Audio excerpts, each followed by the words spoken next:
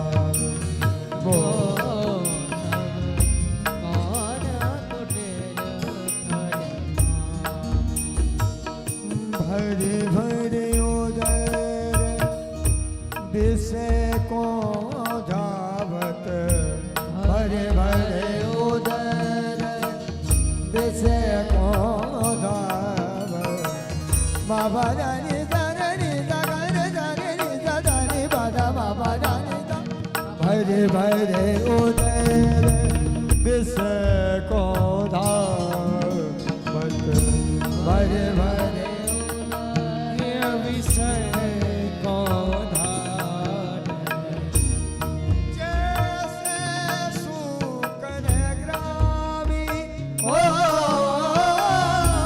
जैसे सूकर ग्रामी हरिजन छा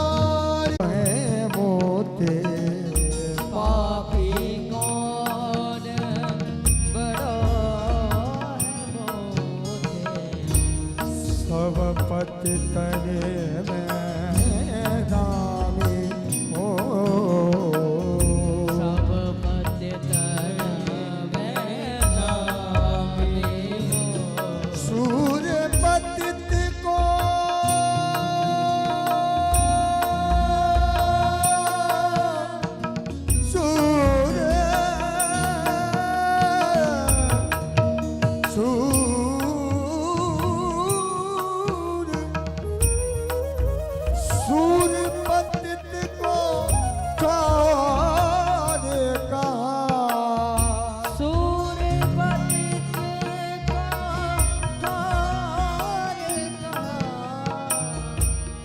सुनिए श्रीपद गावे हो सुनिए श्रीपद स्वामी मोसम कोने कुटीर मोसम कोने कुटीर मोसम तेरे कदम कावे कुटीर मौसम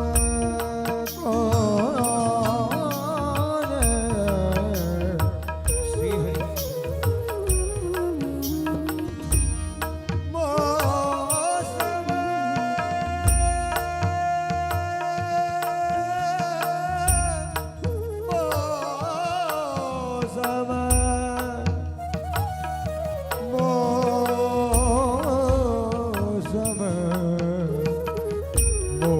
सब कोने कुटिल कल कामी मौसम कोने कुटिल कल कामी मौसम कोने कुटिल कल कोने कुटिल कल कोने कुटिल कल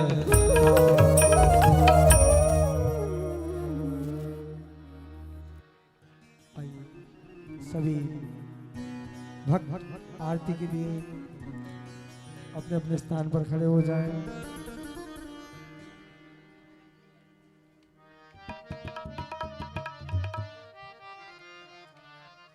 सगबनि सगरे जनि बगरे रे ओम चंद्रमा मनसो जातचक्षुः सूर्यो अजायत त्रोत्रात्माय च प्राण च मुखा अग्निरजायत हो आरतियते पावन पुराण की आरतियते धर्म भक्ति विज्ञान खान की धर्म भक्ति विज्ञान खान की महापुराण भागवत निर्मल महापुराण भागवत निर्मल सुख मुख विगिरित निगम कल्प हर सुख मुख विगलित निगम कल्प परमानंद सुधारस में करे परमानंद सुधार समय हो लीला रते रस रस निधान की आरती अति पावन पुराण हो आरती जत पावन पुराण की ओ आरती अति पावन पुराण की कलेवर मथन परिवार कलिमल मथन त्रिताप निवारण जन्म मृत्यु में भव भैगार हे जन्म मृत्युमय भव भय सेवत सतत सुखन सुखकार सेवत सतत सकल सुख कारण सुमो से गरी चरित गान की ओ आरती अति पावन पुराण की विषय विलास विमोह विनाश विषय विलास विमोह विनाशिनी विमल विराग विवेक विकास विमल विराग विवेक विकासिनी भगवत तत्व रहस्य प्रकाशनी भगवत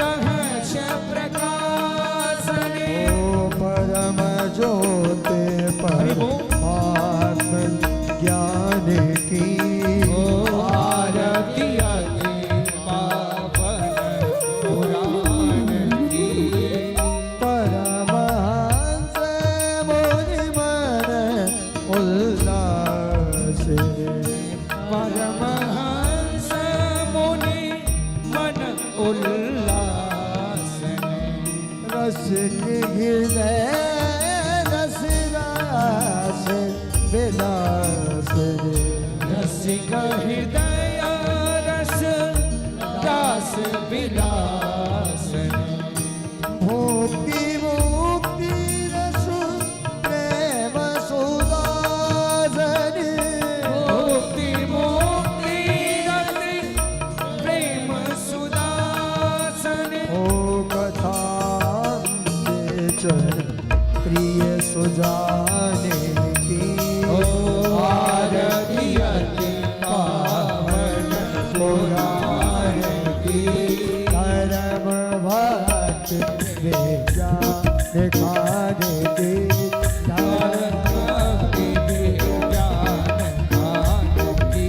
कर्पूरगौरम करुणावतारम संसार सारम भुजगेन्द्रहारम सदा वसन्तमय दयारविन्दे भवानी सहितं नमामि त्वमेव माता च पिता त्वमेव बन्धु च सखा त्वमेव त्वमेव वेद्या द्रवणं त्वमेव शरणं मम देव देव राधे कृष्ण कृष्ण राधे राधे राधे श्याम श्याम कृष्ण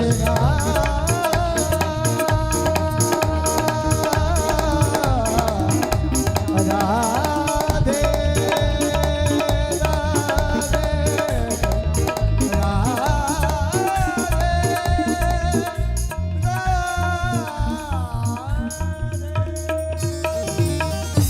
ओम जल शीतलीकरणं देवहरि जल शीतलीकरणं देवादिवन्दनं मन्त्रपुष्पिता ओम जग्नेन जग्नमय जन्त देवास्थानि धर्माणि प्रथमान्यासन्ना देहनाकं महिमानः सजन्त यत्र पूर्वे साध्याः सन्ति देवाः हरिः ओम एकदन्ताय विद्महि वक्रतुण्डाय धीमहि तन्नो दन्ति प्रचोदयात् हरिः ओम नन्दनन्दनाय विद्महि यशोदानन्दनाय धीमहि तन्नो श्रीकृष्ण प्रचोदयात् हरिः ओम श्री वृषभानुजायै च विद्महि श्रीकृष्णप्रियायै च धीमहि तन्नो श्रीराधा प्रचोदयात् नानासुगन्धपुष्पाणि यथा कालोद्भवानि च पुष्पाञ्जलिमया दत्ता ग्रहण परमेश्वरा ओम पुराण शुद्धमाय नमः मंत्र पुष्पाञ्जलिं समर्पयामि बोले भागवत भगवान की जय हो बोले वृंदावन बिहारी लाल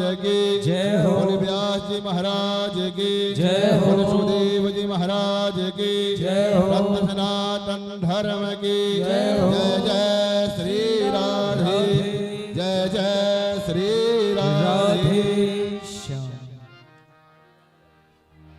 बोले वृंदावन बिहारी लाल की जय जय जय श्री राधे राधे आज चतुर्दिवस की कथा प्रारंभ होने से पहले श्रीमद् भागवत महोत्सव के उपलक्ष्य में आयोजक श्री परशुराम जी झा एवं झा परिवार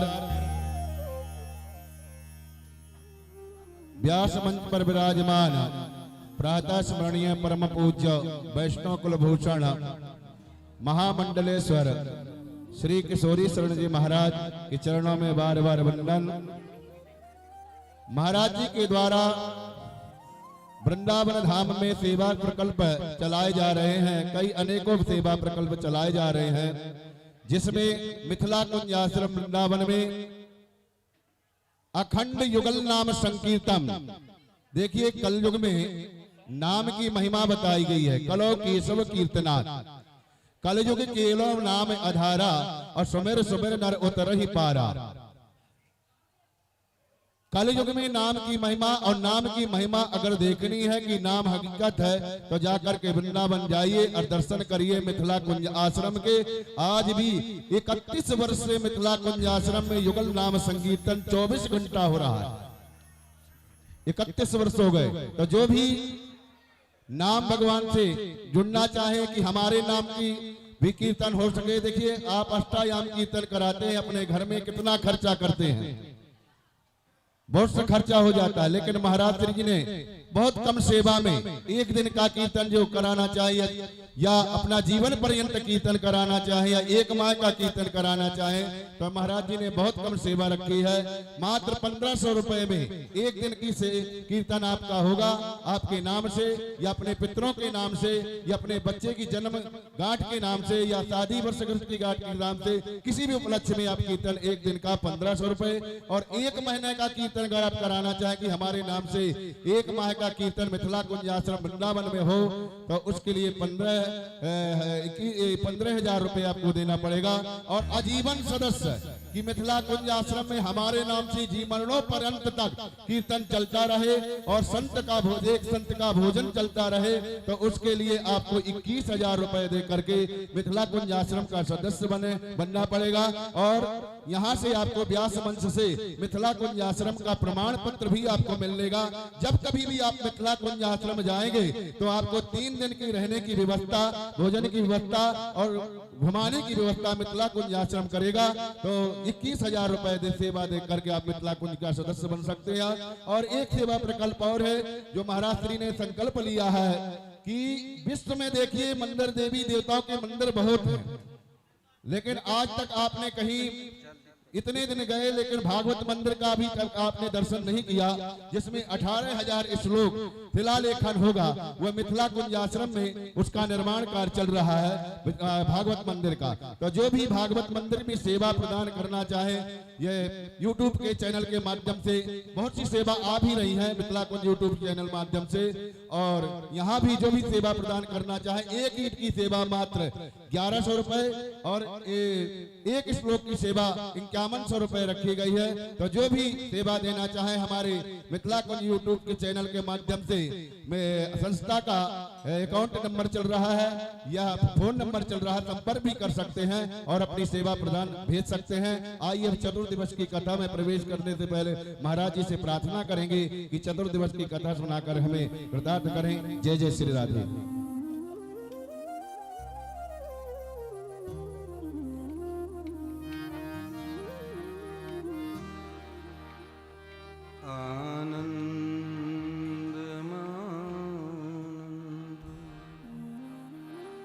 करं प्रसन्नं ज्ञानस्वरूपं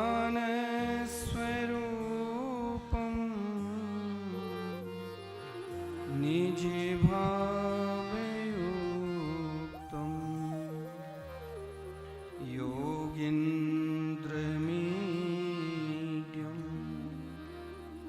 भवरोगवेद्यं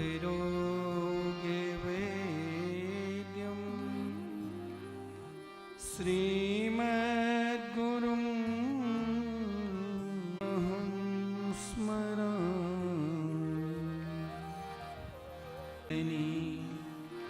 व्याकुसे हेतुदय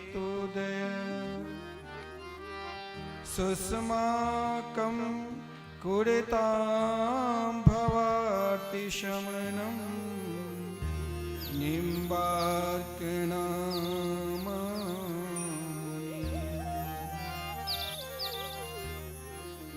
नमस्तस्मै भगवते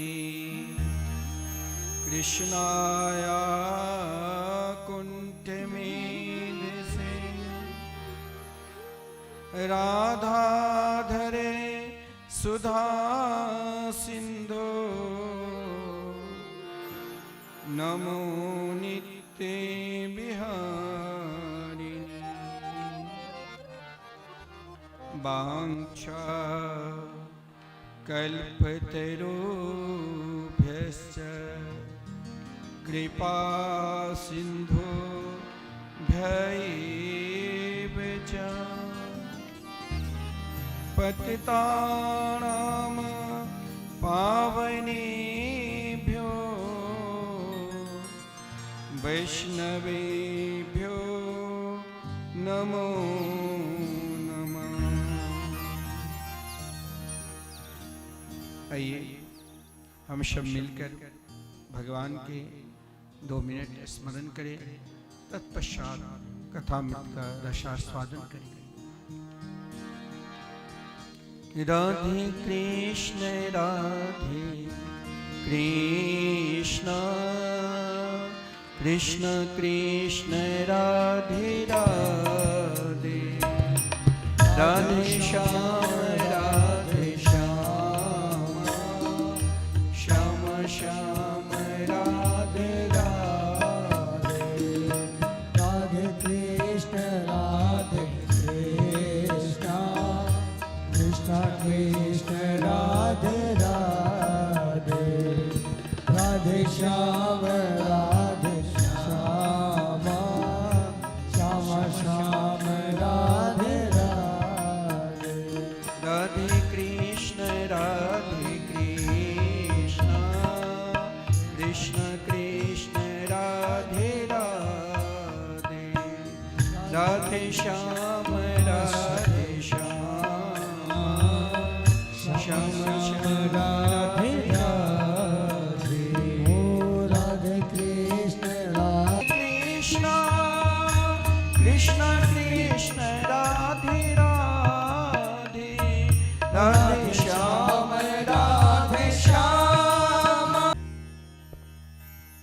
श्री राधे परम मंगलमयी परात्पर अखिलेश्वर अकारण करुणा वरुणालय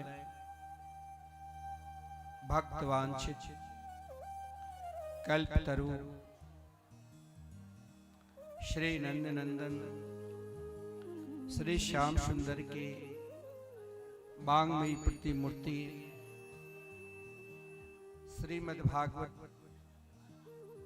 सप्ताह कथा ज्ञान यज्ञ में आज हम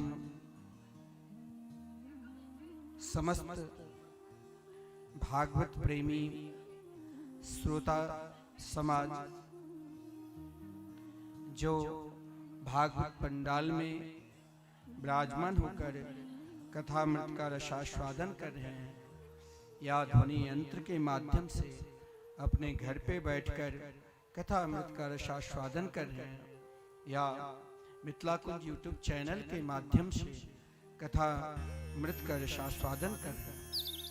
आइए हम सब अपने मन को कुछ समय के लिए अपने आप को परिपूर्ण समर्पित होकर उन वृंदावन बिहारी मोर मुकुटधारी यशोदा के लाडले लाल नंद नंदन का ध्यान करें। कल की कथा के प्रसंग में एक विलक्षण प्रसंग प्रहलाद जी के प्रसंग से हम सबके जीवन में एक शिक्षा लेना चाहिए,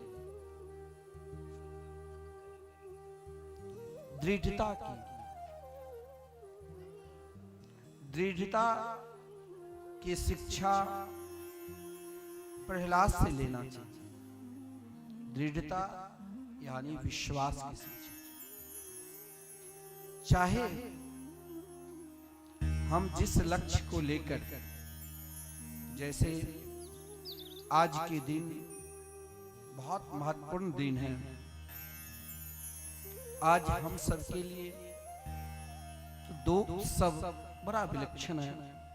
एक हम सब बड़े धूमधाम के साथ 26 जनवरी के उत्सव उन शहीदों की, उन देश के समर्पित महापुरुषों के याद किए जिसने स्वयं को देश के लिए अपने आप के न्यौछावर और समर्पित रहे, आज उनकी भी याद किया जाता है। और आज के दिन बसंत पंचमी, जिन बसंत पंचमी में जगत जननी जगदम्बा माता सरस्वती के अवतार की भी दिवस है। एक रूप से बिना पुस्तक धारणी पुस्तक के माध्यम से सभी को ज्ञान प्राप्त कराते हैं, और एक रूप से संपूर्ण प्राणी के वाणी में विराजमान होकर उनकी बोलने की शक्ति, समझने की शक्ति प्रदान करते हैं। और मिथिला के गांव-गांव में, शहर में आज बड़े धूमधाम के साथ मां सरस्वती के पूजन बड़े धूमधाम के साथ हम सब मनाते हैं। हम सभी को जीवन में अगर कुछ प्राप्त करना है तो कभी भी परमात्मा के ऊपर दोषारोपण नहीं करना चाहिए। बहुत लोग कहते हैं कि मेरे ऊपर भगवान की कृपा ही नहीं। ऐसा कोई भी प्राणी नहीं है जिसके ऊपर भगवान की कृपा ना हो, परमात्मा की कृपा ना हो। केवल प्रहलाद जी के लिए ही नहीं भगवान नरसिंह के रूप में अवतार लिए। आज हम सब भी दृढ़ता के साथ प्रमाद को त्याग कर, जो 4 दोष मेरे अंदर निरंतर रहते हैं, मंदा सुमंद मत्यो मंद भाग्याभिपद्रता, इनको त्याग कर एकमात्र मुझे भगवान पर विश्वास करना है, तो भगवान सही में हर जगह है।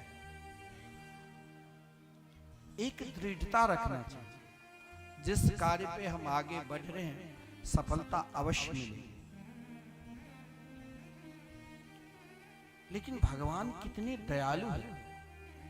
आप कहेंगे कि भगवान की कृपा सब पर नहीं होती। कृपा सब पर है, लेकिन उन कृपा की प्राप्ति हमें स्वयं को लेना है। और भगवान की कृपा प्रायः 4 प्रकार की कृपा तो हर प्राणी के ऊपर है, चाहे वो असुर है, चाहे वो देवता है, चाहे वो मानव है। सभी प्राणियों के ऊपर भगवान की कृपा है। आप कहोगे कि भगवान की कौन सी कृपा सबके ऊपर है? हम भी जानना चाहते हैं। उन कृपा को प्राप्त करने के लिए हमें एक काम करना होगा। क्या? अगर जिसके अंदर दीनता है, कोई भी प्राणी जिसके अंदर दीनता है, उसमें परमात्मा की जरूर कृपा है। उन कृपा के लेने के लिए ईश्वर ने सर्वप्रथम 4 कृपा रूपी फल हम सभी को दिया। वो 4 कृपा क्या है? तो सर्वप्रथम ईश्वर की कृपा। हम बोलते हैं, हम चलते हैं, हम सोचते हैं, चाहे वो हमें बड़ा बनाया, चाहे हमें वो छोटा बनाया, लेकिन हमें पहचानने की ये ईश्वर की कृपा है। दूसरा शास्त्र की कृपा, और तीसरा सद्गुरु की कृपा, और चौथे आत्म कृपा। जब ये 3 कृपा सबके लिए है। पहला ईश्वर की कृपा। ईश्वर ने केवल प्रहलाद जी के ऊपर ही कृपा नहीं की। हम ईश्वर को भूल जाते हैं, हम परमात्मा को भूल जाते हैं। लेकिन प्रहलाद जी हर स्थिति में, हर परिस्थिति में विश्वास रखा। ऐसा नहीं है जो कष्ट नहीं सहन किया। शायद इस प्रकार कष्ट कोई सहन क्या सोच भी नहीं सकता है। संपूर्ण कष्ट को सहन क्या प्रहलाद जी, फिर भी निरंतर मुस्कुराते रहे। कभी महाराज अपनी मुस्कान को अलग नहीं किया। निरंतर प्रसन्नता में रहे। और ये प्रसन्नता तभी होगी जब हम स्वयं को, अपने आप को अनुभव करने लग जाएंगे कि नहीं, हम अकेला कभी है ही नहीं, मेरे साथ परमात्मा है। और दूसरा, शास्त्र की कृपा। अगर शास्त्र के चिंतन में रामायण, भागवत, गीता, अन्य शास्त्रों के चिंतन में यदि मन लगने लग जाए, समझ में आ जाए, तो कोई जरूरी नहीं है भगवान आकर ही आपको समझावे। अगर शास्त्र के वचन आपने स्वीकार कर लिया, शास्त्र के वचन आपने मान लिया और शास्त्र पर आप विश्वास करने लग गए, तो यह भी कृपा ही परमात्मा के है। यह परमात्मा की कृपा है। शास्त्र के वचन में पूर्ण रूप से विश्वास। बहुत लोग आज सरस्वती जी का पूजन भी बड़े धूमधाम के साथ करेंगे, लेकिन उस मार्ग पे नहीं चलते। उनके ऊपर आप सोचोगे कि कृपा है, नहीं। शास्त्र की कृपा, ग्रंथ की कृपा भी परमात्मा की कृपा है। और उसके बाद सद्गुरु की कृपा। सद्गुरु की कृपा आप श्रवण करोगे वामन भगवान के चरित्र में कि सद्गुरु की कृपा राजा बलि के ऊपर किस प्रकार। और जब इन तीनों कृपा को समझ में ना आवे, तब स्वयं अपने आत्मचिंतन करो। चौथा है आत्म चिंतन कृपा, कि सब कुछ रहते हुए भी हम दुखी क्यों हैं। हम स्वयं को अपने आप में समर्थ है, फिर भी हम दुखी क्यों हैं। उसमें स्वयं को आत्म चिंतन करना पड़ेगा। परमात्मा तो इतने दयालु है, इतने कृपालु है। केवल प्रहलाद जी को अगर देवर्षि नारद जी जैसे सद्गुरु माता के गर्भ में संपूर्ण शिक्षा प्रदान कर दी तो प्रहलाद बने, और उसके कारण भगवान अवतार लिए, यह हमें कभी नहीं सोचा। भगवान तो इतने दयालु है, वो केवल महाराज जगन्नाथ के रूप में ही नहीं विराजमान है, वो तो पशुपति नाथ के रूप में भी विराजमान है। वो तो संपूर्ण जगत के जितने भी जीव मात्र है, सब पर कृपा करते हैं और उनके लिए अवतार भी लेते हैं। कोई जरूरी नहीं है भगवान ज्ञानी के लिए ही अवतार लेते हैं। भगवान ने दिखा दिया कि हम दोनों रूप में विराजमान हैं। हम श्री जगन्नाथ जी के रूप में भी विराजमान हैं, हम श्री पशुपति नाथ के रूप में भी विराजमान।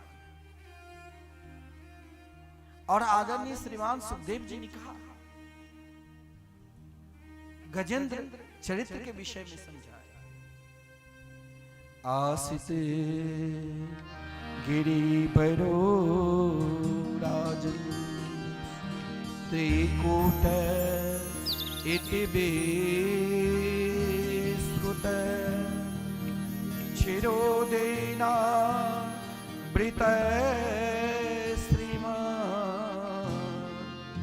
योजनायुत मोच्छ्रित। गजेंद्र चरित्र एक हाथी का चरित्र है, जिसकी कथा है कि एक हाथी जिसके अंदर 10,000 हाथियों की बल है, ढेर सारी संतान,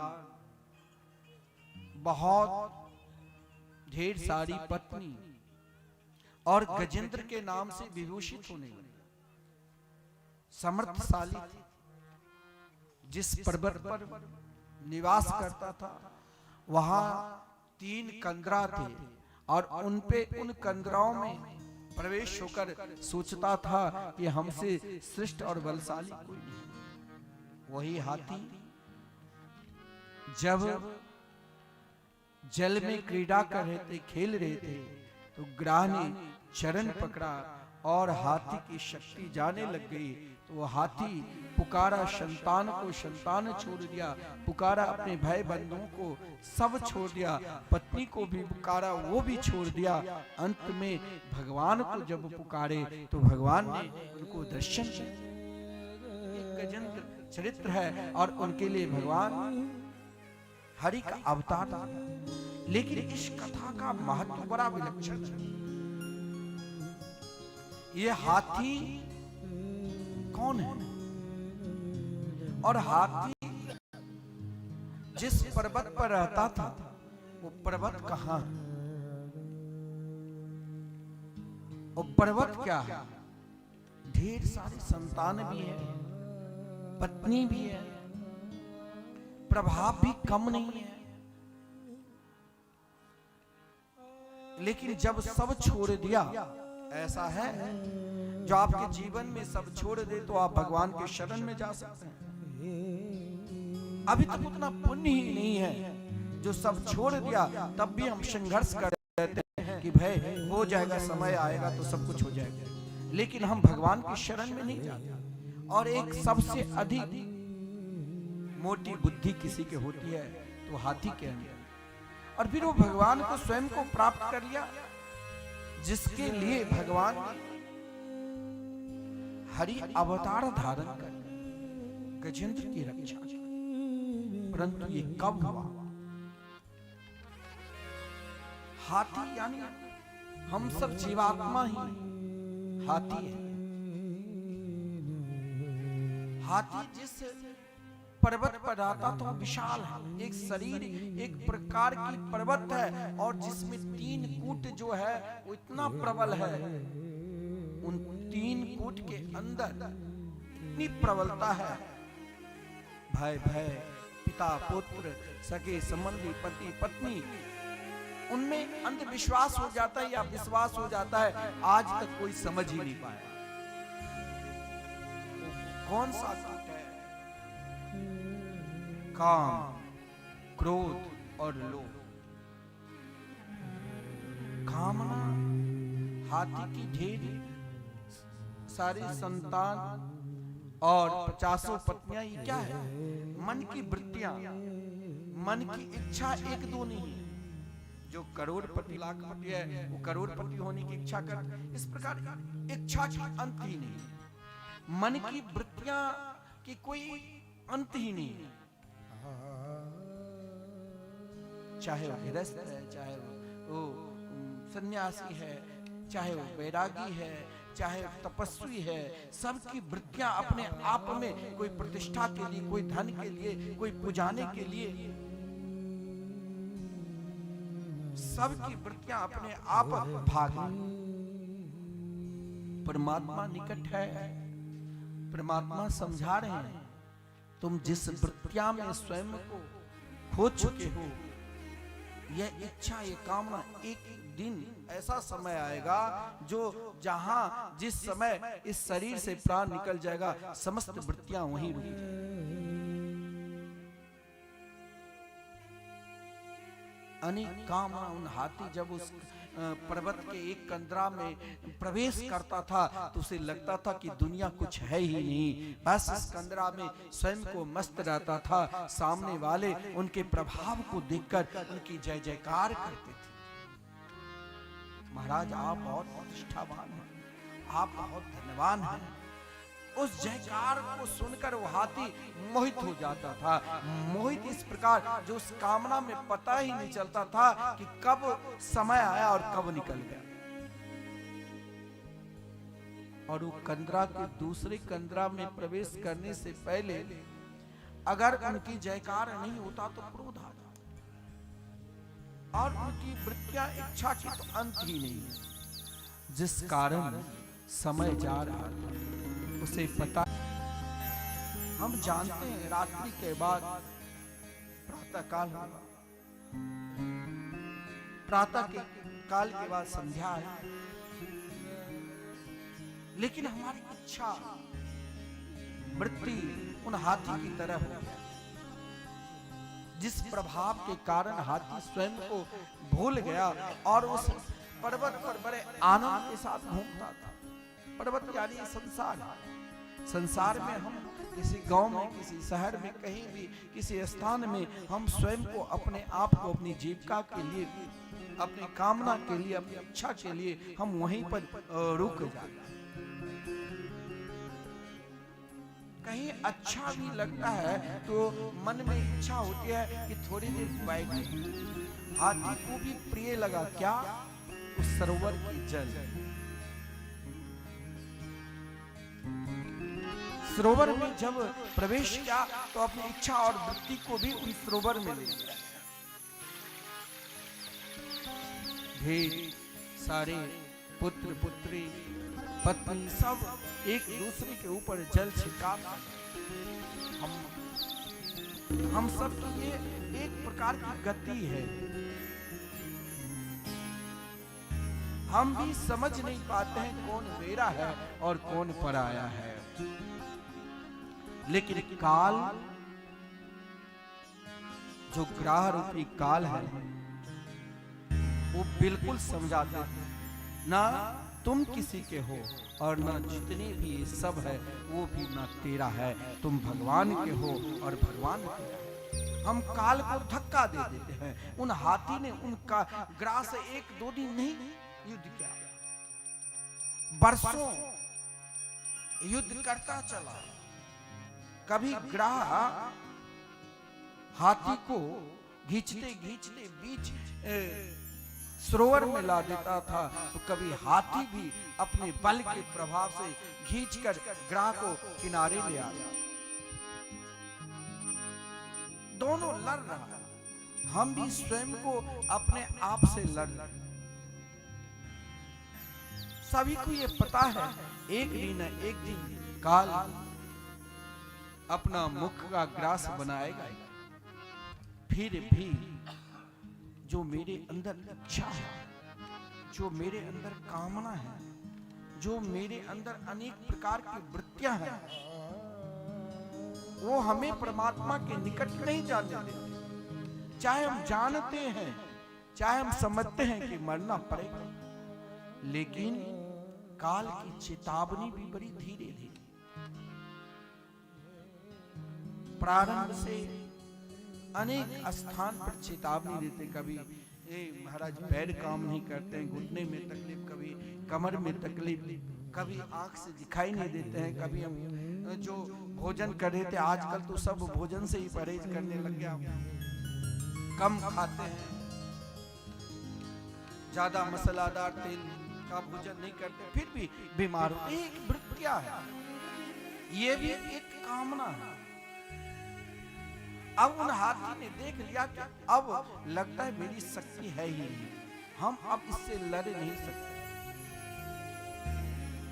सहारा लिया बच्चे को, 2-4-10 दिन सहारा दिया, पत्नी का भी सहारा लिया, उसने भी सहारा दिया, लेकिन सोचा अब तो ये स्वयं मर रहा है, मैं इनके साथ क्यों मरूं। प्रिय से प्रिय अगर कोई होता है ना, तो आपके साथ मरेगा नहीं, और उसका परिणाम अब तो सब जान गए। जब कोरोना काल हुआ तो महाराज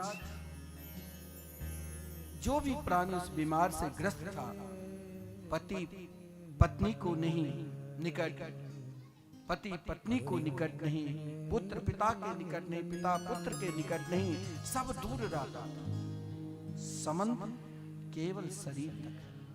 अब उनके स्पर्श से भी लोग डरता था कि ये बीमारी हमें भी ना पकड़े। यही गति एक काल का है। अब उन गजेंद्र के कोई स्पर्श नहीं करना चाहता था कि इनके साथ कहीं मेरे को भी यह गति ना हो जाए, सब छोड़कर चले। कोई भी साथ में नहीं दिया। 2 प्रकार के कोई साथ नहीं देते। आपके अंदर सामर्थ्य है तो सब आपके जय जयकार लगाए, सामर्थ्य शक्ति नहीं है तो कोई आपके निकट तक नहीं आएगा। आज के सीधे भाषा में समझ लो, जब तक आपके पास रुपया पैसा है तो सब घर परिवार मित्र सगे संबंधी सब आपको सम्मान करेंगे, आदर करेंगे। और जिस दिन जेब में रुपया पैसा समाप्त, उस दिन आप शक्तिहीन, कोई शक्ति नहीं, सब छोड़ देंगे। आप बोल रहे हैं सुन लेंगे, आप चल रहे हैं देख लेंगे, लेकिन उतना आप पर विश्वास नहीं। वही गजेंद्र था, वही व्यक्ति में कमी नहीं, बोल में कमी नहीं, प्रभाव में कमी नहीं, तनिक से गिरा, पांव पकड़ लिया और अपने आप को शक्तिहीन हो गए। तो जो कल तक उनके जयकार करते थे उसने छोड़ा, बच्चे ने छोड़ा, भाई सगे संबंधी मित्र सब, पत्नी तक भी छोड़कर चले। अब फिर भी हम स्वयं को लड़ते हैं, जैसे उन हाथी ने स्वयं को लड़ना प्रारंभ किया। बरसों लड़ा, लेकिन सोचा अब लगता है मुझे मरना ही पड़ेगा। तो मन में विचार क्या, एक बार क्यों नहीं परमात्मा के पुकारूं। जब सब जगह से मार्ग बंद हो जाता है तो लोग क्या करते हैं, भगवान को पुकारते, परमात्मा को। गजेंद्र ने जब पुकारा उस समय समर्पित नहीं हुए। शास्त्र में कहा गया आप भगवान के पुकार रहे हो, लेकिन भगवान के पुकार भी दो प्रकार के हैं। या तो आप अपने घर परंपरा के द्वारा, वंश परंपरा के द्वारा जो कुल देवता है, जो आपके इष्ट है, उन इष्ट को आप नित्य पूजन कर रहे हैं, तो वो भी एक मंत्र ही है कि आपके पिताजी, दादा, परदादा जी जिसका उपासना की है, उन उपासना को हम भी कर रहे हैं, वो भी एक साधना। और दूसरा साधना, आपको कुछ पता नहीं, लेकिन आप भगवान के चिंतन करने लग गए विश्वास पूर्वक, उससे भी कल्याण होगा। तो गजेंद्र को अभी कुछ पता नहीं। गजेंद्र ने केवल परंपरा मानकर परमात्मा की आराधना की, उपासना की, लेकिन अभी तक उनकी निष्ठा, उनकी शरणागति और उनके इष्ट कोई था ही नहीं। वो केवल पुकार करते थे, जिस कारण संपूर्ण देवी देवता गजेंद्र की व्याकुलता को तो देख रहे थे, लेकिन उनके निकट कोई नहीं आया। जब कोई नहीं आते हैं, एक दौरे चले आते हैं। वो कौन है? तो गिरधर गोपाल। गजेंद्र ने जब पुकारा तो नाम नहीं लिया, केवल प्रार्थना की, ओम नमो भगवते तस्मै यत् एतत् चिदात्मकं पुरुषाय दिव्याय परेशाय धीमहि। गजेंद्र की पुकार को देखकर गजेंद्र ने कहा, जिन परमात्मा की इच्छा शक्ति से संपूर्ण जगत के जीव मात्र जो पालन करते हैं, रक्षा करते हैं और अपने में समाते हैं, जो क्षेत्रज्ञ रूप से सभी प्राणी के हृदय में विराजमान है। क्षेत्र कहते हैं शरीर को और क्षेत्रज्ञ कहते हैं आत्मा, जो सबके अंदर विराजमान है, उनको बार बार नमन। लेकिन देखिए मात्र अब गजेंद्र की स्थिति क्या है, जो भर मात्र सूर बचा था, कब किस घड़ी किस पल ग्रह अपने मुख में न कर, उनकी पुकार महाराज एकमात्र परमात्मा के ऊपर। इधर परमात्मा जब हम व्याकुल हो जाते हैं भगवान के लिए, तो भगवान भी अपने भक्त के लिए व्याकुल हो जाते हैं। जिस समय गजेंद्र ने कहा, हे प्रभु अब न मेरे अंदर कोई शक्ति है और न मेरे सगे संबंधी के अंदर कोई शक्ति है, हे मेरे गोविंद, हे मेरे गोपाल, हे गोविंद हे गोपाल हे गोविंद तग्राहा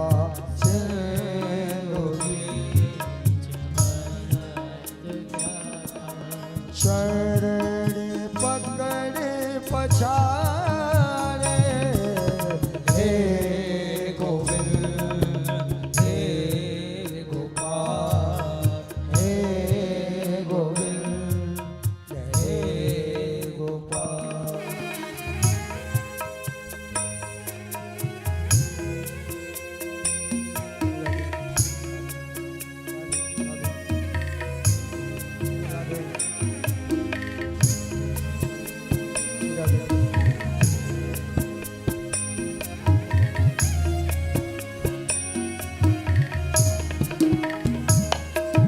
चार पहर युद्ध भयो, चार पहर युद्ध भयो, ले गयो मझधारे,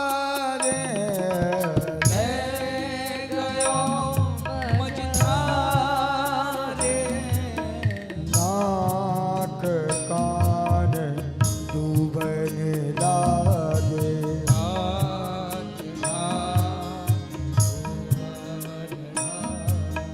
कृष्ण को पुकारे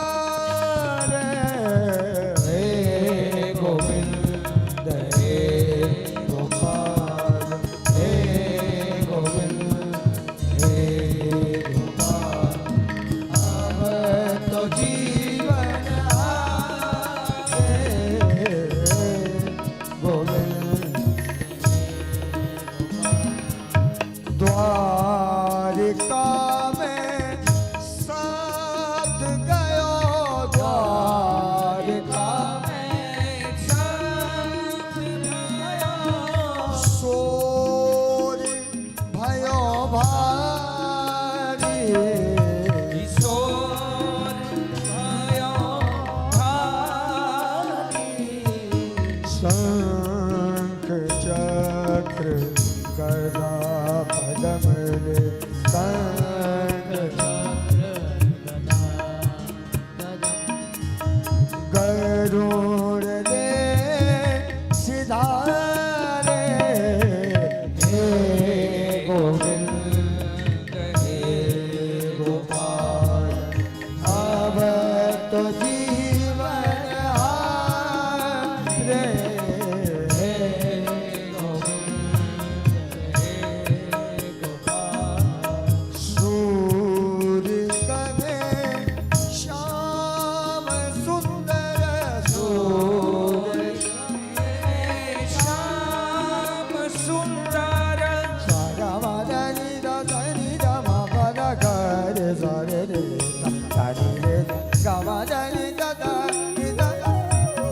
दनि दनि दनि दमा कर सागमदनि दनि।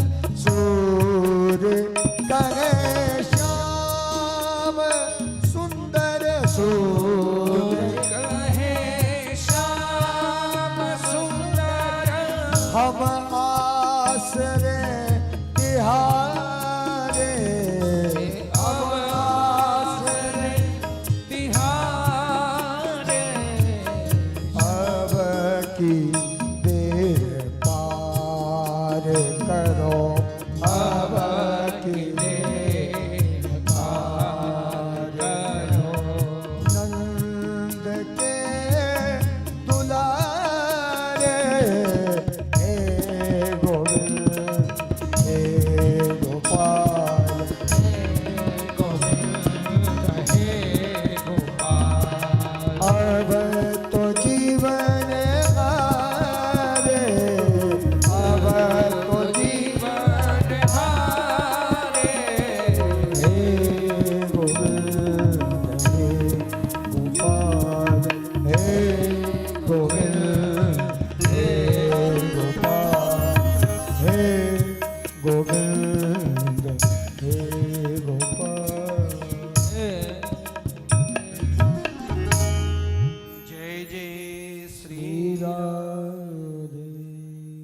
बात ध्यान देनी होगी। जिस प्रकार गजेंद्र ने स्तुति की, उस स्तुति का नाम ही है गजेंद्र मुख। जीवन में किसी भी प्रकार के संकट परेशानी आवे तो इस स्तुति को करना चाहिए। लेकिन कभी कभी क्या होता है, हम अनुष्ठान कराते हैं, सफलता नहीं मिलती। कोई पंडित जी के ऊपर दोष देने लग जाता है तो कोई स्वयं को अपने आप को समझता है।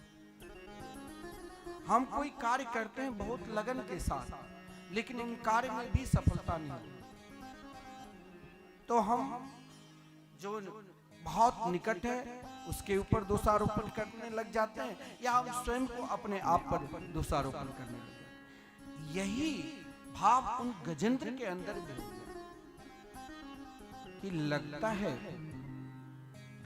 पहले तो सब छोड़ दिया, अब लगता है परमात्मा भी हमें छोड़ने वाला है। ग्रह का विशाल मुख, अपनी शक्ति बिल्कुल शून्य हो चुका था, लेकिन परमात्मा जब भक्त जिस प्रकार व्याकुल होते हैं ना, उसी प्रकार भगवान भी व्याकुल हो जाते हैं अपने भक्त के। व्याकुलता दोनों में होना चाहिए, जीवात्मा में भी व्याकुलता है तो परमात्मा में भी व्याकुलता है। हम जिस लगन के साथ स्वयं को व्याकुल होकर परमात्मा को पुकारते हैं, उसी लगन के साथ परमात्मा भी व्याकुल होकर हम सभी को पुकारते हैं। लेकिन वहां एक कारण छुपा है। बहुत लोग कहते हैं मैंने तो वर्षों से पीपल में जल डाला, भोलेनाथ पे जल चढ़ाया, मंदिर गए, दान किया, पुण्य किया, समय समय पर सत्संग की, लेकिन मन में शांति नहीं है, मन में व्याकुलता है, मन में अनेक प्रकार के भाव, अनेक प्रकार के तरंग उठने लग जाते हैं कि क्या करूं क्या नहीं करूं। तब भाव जगता है कि अमुक व्यक्ति में बहुत प्रभाव है, उनके पास जाऊं। जो ही भाव जगता है भगवान लौट कर चले आते हैं। क्योंकि क्या हुआ, एक बार एक भक्त, कोई महात्मा थे, वो महात्मा नित्य गंगा जी स्नान करने के लिए जाया करता था प्रातः। हरि नाम संकीर्तन गाते हुए रोज स्नान करके लौटता। एक दिन क्या हुआ, जब वो स्नान करने के लिए जा रहा था तो सामने धोबी का बहुत सारा वस्त्र पड़ा हुआ था। उन महात्मा के पैर उन वस्त्र पर लग गया, जिससे मिट्टी वस्त्र में लग गई। धोबी को बहुत क्रोध आया, उसने 2-4 लठिया उन महात्मा को भी जड़ दी। अब तेरे कारण दोबारा हमें पुनः संपूर्ण वस्त्र को दोबारा साफ करना पड़ेगा। महात्मा वो भी बलशाली था, 1-2 लठिया तो खा लिया। लक्ष्मी जी ने भगवान नारायण से कहा कि आपके भक्त की ये दुर्दशा है, आप तो प्रहलाद की रक्षा किए, अपने भक्त की रक्षा नहीं। भगवान ने कहा अभी मैं जा। भगवान महात्मा की रक्षा के लिए उनके निकट पहुंचा, लेकिन तब तक महात्मा के अंदर क्रोध आ गया और क्रोध में आकर उन धोबी को 2-4 थप्पड़ लगा दिया। भगवान ने लक्ष्मी जी से कहा, क्योंकि लक्ष्मी जी बार बार बोल रही है कि आप उनको रक्षा करो, रक्षा करो। लेकिन भगवान ने कहा हे लक्ष्मी, आपकी कृपा नहीं, और जब तक आपकी कृपा नहीं होगी, भक्त पर जब तक भगवान कृपा नहीं करेंगे तब तक वो भक्त कैसे। अब वो महात्मा नहीं रहा, अब वो दो धोबी लड़ रहा है आपस में। उनका भी स्वभाव वैसे ही हो गया, मैं कैसे बचाऊं। ऐसा नहीं है। आप पूजा पाठ सत्कर्म करते हैं, उनका फल नहीं मिल रहा है, तो स्वयं को अपने आप आत्मचिंतन करें। अब वही दशा उन हाथी के अंदर भी हो गया। अब मैं क्या दूं? ऐसा नहीं है, परमात्मा व्याकुल नहीं है। व्याकुलता बार बार भगवान प्रकट करते थे। कभी लोग तो यहां तक कहा कि भगवान जिस प्रकार गजेंद्र की रक्षा की, तो भगवान की व्याकुलता किस प्रकार थी? ये हाथ पकड़ कमला के है कहां जात यदुना, हाथ सुनी कमला थी सुनी गजरा। लेकिन ये कब? जब गजेंद्र का पुकार सही हुआ। गजेंद्र ने तो स्तुति भी कर ली। आप कहोगे कि भगवान हमें स्तुति से दर्शन, हम तो वर्षों से स्तुति प्रार्थना आरती गाते रहते हैं कि तेरा तुझको अर्पण क्या लागे मेरा, ओम जय जगदीश हरे। नहीं गाता, लेकिन गाते तो सब अर्पण भी करते हैं, लेकिन अर्पण सही है। आज भी मंदिर में कोई पूजा करने के लिए पहुंचते हैं तो सरे हुए फल लेकर, अरे छोड़ो मंदिर, घर में सत्यनारायण भगवान की कथा करावे तो अपने तो 2000 के वस्त्र परम सुख पहनकर सत्यनारायण भगवान के संकल्प लेंगे, लेकिन पंडित जी के लिए वही 5 रुपया के वस्त्र आज भी मिलता है। और हम पुकारते हैं तेरा तुझको अर्पण क्या लागे। भगवान उन अर्पण को भी नहीं दे दिया। गजेंद्र ने कहा मैंने तो सब कुछ अर्पण कर दिया, अब तो तुम रक्षा करो ना। भगवान फिर भी नहीं आया। जब तक शक्ति की कृपा नहीं होगी, तब तक माता पार्वती की कृपा होगी, तब भोलेनाथ अपने आप कृपा करें। जगत जननी माता जानकी की कृपा होगी, तब ही श्री राम की कृपा होगी। रास राजेश्वरी राधा रानी की कृपा होगी, तभी श्री कृष्ण की कृपा होगी। तो लक्ष्मी जी ने सोचा कि गजेंद्र कहीं अज्ञान तो नहीं कर रहा है, अज्ञानता में कहीं स्वयं को मर नहीं रहा है। कभी कभी अज्ञानता में हम सब कुछ जानते हैं, सब कुछ पहचानते हैं, फिर भी हम अज्ञानता में भटकते रहते हैं। अनेक आकांक्षाओं को लेकर, अनेक इच्छाओं को लेकर, यह आकांक्षा इच्छा को लेकर हम अनेक तंत्र मंत्र, अनेक साधना में डूबते रहते हैं। अपने इष्ट पर विश्वास नहीं होता। अब गजेंद्र को लगा कि अब तो मुझे मरना पड़ेगा ही। उसी समय लक्ष्मी जी ने कृपा की, और कृपा कर कब की? अब गजेंद्र को लगने लग गया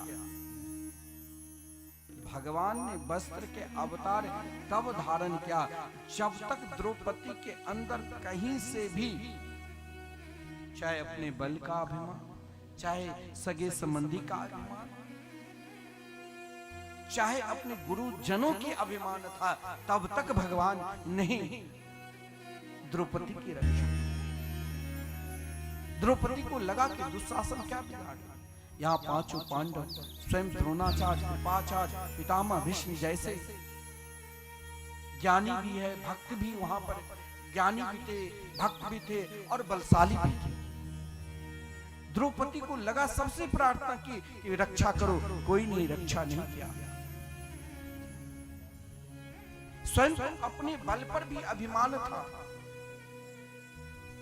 अपनी पवित्रता पर अभिमान था, तब भी भगवान ने, और जब स्वयं को समर्पित हो गई, हे द्वारकानाथ, हे मेरे गोविंद, अब केवल आप ही रक्षा कर सकते। भगवान तुरंत वस्त्र का अवतार। कब? जब गजेंद्र के अंदर सब कुछ तो दे दिया, हमने तो भगवान को सब कुछ दे दिया, लेकिन जो देना चाहिए उसे हम बहुत छुपा कर, उसे हम देते ही नहीं। हमें क्या देना चाहिए? हमें क्या समर्पित करना चाहिए? अपना अभिमान। उस अभिमान का नाम ही है देहाभिमान। और ये देहाभिमान आप चाहोगे, हमने कह दिया, आपने सुन लिया, ये अभिमान जल्दी हम किसी को समर्पित ही नहीं कर सकते। अभिमान एक शक्ति है, एक बल है। अभिमान कोई कहेंगे अरे इनके अंदर से अभिमान जाता ही नहीं, अहंकार जाता ही नहीं, कहीं ना कहीं अहंकारी है, अहंकार छुपा हुआ है, अहंकारी है, से मिलकर ही लगता है कि अभिमानी है। उनको भी कभी कभी लगता है शायद मेरे अंदर अभिमान है, फिर भी अभिमान नहीं जाता है, क्योंकि एक शक्ति है, अभिमान एक बल है। इन शक्ति से हम भगवान को, इन अभिमान से हम भगवान को भी प्राप्त कर सकते हैं, और यही अभिमान से हम स्वयं को अपने आप नष्ट भी कर सकते हैं। अभिमान केवल आप ये सोचोगे कि अभिमान से व्यक्ति का पतन नहीं होता है, या नहीं, अभिमान से, यह अभिमान तो निरंतर रखना चाहिए ना, हम सेवक प्रभु परमात्मा के। तो ये अभिमान कब होगा? गजेंद्र के अंदर कहीं अभिमान था, देहाभिमान, कि मैंने स्तुति की, भगवान क्यों नहीं रक्षा की, लेकिन यहाँ कृपा की लक्ष्मी जी। लक्ष्मी जी ने कहा अभी तक तुम अज्ञान हो तो ऐसे ही डूबते रहोगे, कोई बचाने के लिए नहीं आएगा। अब बचा क्या, मात्र जौ भर इस अथाह सरोवर में एक सूर बचा है, तुम तो मर चुके हो, लेकिन अभिमान नहीं मरा है। अभिमान हमारे अपने पूर्वजों का भी है, यह अभिमान जल्दी नहीं मरता है, और अभिमान को मारना है तो स्वयं को भगवान में समर्पित करना। उस समय अपने सगे संबंधी की शक्ति को शून्य बनाना पड़ेगा, उस समय स्वयं को, अपनी शक्ति को भी शून्य बनाकर और एकमात्र परमात्मा की शक्ति पर विश्वास करना पड़ेगा। गजेंद्र को जब लक्ष्मी जी ने कृपा की, उस अथाह, जब लोग व्याकुल हो जाते हैं तो उसे पता नहीं चलता है कि क्या करूं क्या नहीं करूं, तो गजेंद्र के अंदर उतना धैर्य था जो स्वयं मरणासन अवस्था में पड़ा हुआ था। कब श्वास बंद हो जाए, कब नहीं बंद हो जाए, तो क्या उस सरोवर से पुष्प तोड़ सकता है? तनिक पेट में दर्द होना प्रारंभ हो जाते तो हम घबरा जाते, और वो तो सीधे ग्राह के मुख में था, लेकिन वहां लक्ष्मी जी ने कृपा की, वहां श्री जी की कृपा, प्राणी मात्र के ऊपर श्री जी की कृपा है। वहां लक्ष्मी जी ने कृपा की, और एक नील वर्ण के पुष्प, जहां गजेंद्र के, मानो गजेंद्र स्वयं को ग्राह के मुख में जा रहा था, बिल्कुल उस सूर्य के निकट उस पुष्प को गिरा दिया, बोले अभी इससे तुम अपना अभिमान दूर कर, क्योंकि भगवान की प्रतिज्ञा है, जब तक मुझे कुछ दोगे नहीं तब तक मैं आऊंगा नहीं। ब्रजांगनाएं, ब्रज की गोपी भी माखन पिलोकर रखती थी कि कन्हैया रोज एक दिन मेरे घर आएंगे। पहले देना पड़ता है तभी भगवान आते हैं। ब्रजांगनाएं, ब्रज की गोपी भी पुकारती थी, रोज पुकार सभी को करना पड़ेगा, ये नहीं जो गोपी तनिक गोरस के कारण कान पकड़कर भगवान को नचाते थे, उसके लिए उनकी पुकार भी थी, उनकी समर्पित भी थी। उनके अंदर एक ही अभिमान कि हम भगवान के हैं और भगवान हमारे हैं। चाहे वो वृंदावन से, आज भी आप वृंदावन से दूर हैं, नरवार ग्राम में, यहां से भी आपका पुकार सही रहेगा, और आप जिनको अपना इष्ट मानते हैं वो दौड़े चले आ जाएंगे। ब्रजांगनाएं, ब्रज की गोपी भी पुकारती थी क्या, एक दिन मेरे घर आ जाना, आ जाना, मेरा भी माखन तुम खा जाना। ओ एक दिन मेरे घर आ जाना, आ जाना।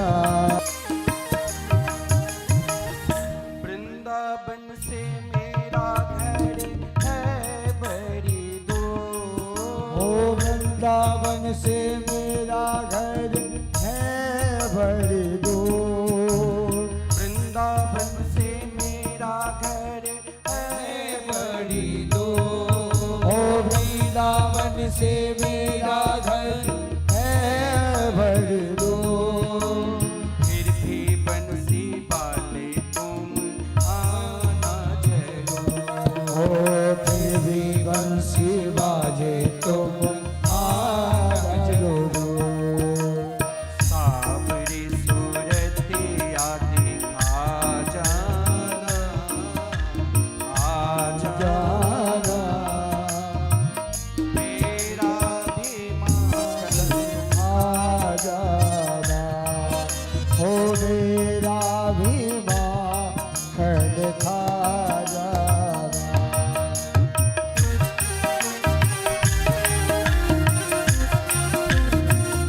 ज्योति के दौरे चले आते नहीं करते हो दे। हो दौड़े चले आते हो नहीं करते हो दे। मेरी बिगड़ी बना जाना आ जाना। मेरा माखन खा जाना। आ जाना आ जाना। मेरा भी माखन खा जाना। ओ मेरा भी माखन खा जाना। ओ मेरा भी माखन खा जाना। ओ मेरा भी सागर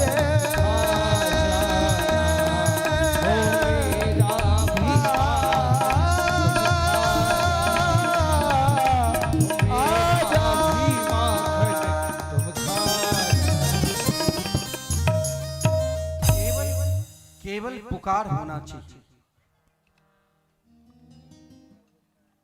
पुकार से ही परमात्मा मिलते हैं, लेकिन उन पुकार में अपना कामना नहीं, भगवान को भोग लगाना ये हम उनके लिए कर रहे हैं। झाड़ू हम लगा रहे हैं उनके लिए कर रहे हैं। वस्त्र हम पहन रहे हैं उनके लिए हम कर रहे हैं। भोजन हम कर रहे हैं उनके लिए कर रहे हैं। अपनी संपूर्ण शक्ति को जब तक उनमें समर्पित नहीं करोगे तब तक वो कैसे आकर आपके घर में माखन खाएंगे। गजेंद्र ने अपनी संपूर्ण शक्ति तो दे दिया, लेकिन एक शक्ति नहीं दी, क्या? अपने अभिमान रूपी शक्ति। आज गजेंद्र को जब उन पुष्प को प्राप्त किया तब लगा, अरे अब तो मेरे पास कुछ है ही नहीं, केवल पुष्प है। आज उनके लिए पुष्प नहीं बल्कि उनका सर्वस्व था। भगवान खुश होते हैं पत्र से, भगवान खुश होते हैं पुष्प से भी, भगवान खुश होते हैं जल से भी, लेकिन कब? जब आपकी संपूर्ण शक्ति कुछ है ही नहीं, केवल वो पुष्प ही आपके लिए संपूर्ण शक्ति है। तब आज गजेंद्र ने अपने देहाभिमान को त्याग दिया। जब तक प्राणी के अंदर देहाभिमान रहेगा तब तक परमात्मा कैसे आएगी? गजेंद्र ने संपूर्ण गजेंद्र मोक्ष की स्तुति कर ली, लेकिन नहीं आए। लेकिन अंतिम स्तुति जब की, सुनत सरस्योरुबले गृहीत आर्तो दृष्ट्वा गरुत्मति हरिख उवात चक्रम उत्क्षिप्त सांबुजकरम गिरिमाह कृच्छा नारायण खिल गुरु भगवन नमस्ते। आप समझा वो तो जगत गुरु है, वो तो ब्रह्मांड की गुरु है, वो तो संपूर्ण जीव मात्र की गुरु है। हे प्रभु, मेरे अंतःकरण में कहीं न कहीं विकार था, अभिमान था, अपनी शक्ति के अभिमान लेकर मैं अभी तक आपके निकट नहीं पहुंचा। अब मैं सर्वस्व देना चाहता हूं। हे मेरे गोविंद, अब आप ही रक्षा करो। ज्यों ही कहा, भगवान ने तुरंत गजेंद्र की रक्षा की। पहले ग्रह को उद्धार किया। कभी कभी अपना से कल्याण ना हो तो आपसे जो कोई श्रेष्ठ महापुरुष है उनके चरणार बिंद के आश्रित हो जाओ। अपना ज्ञान जहां काम नहीं करता है तो कोई बड़े बुजुर्ग जो आपसे श्रेष्ठ ज्ञानी हैं उनके शरणागति स्वीकार कर लो, क्योंकि भगवान की प्रतिज्ञा है। वित्रासुर ने भगवान से यही कहा था, अहम हरेक तब पादे के मूल दासानुदासो भवतास विभूय।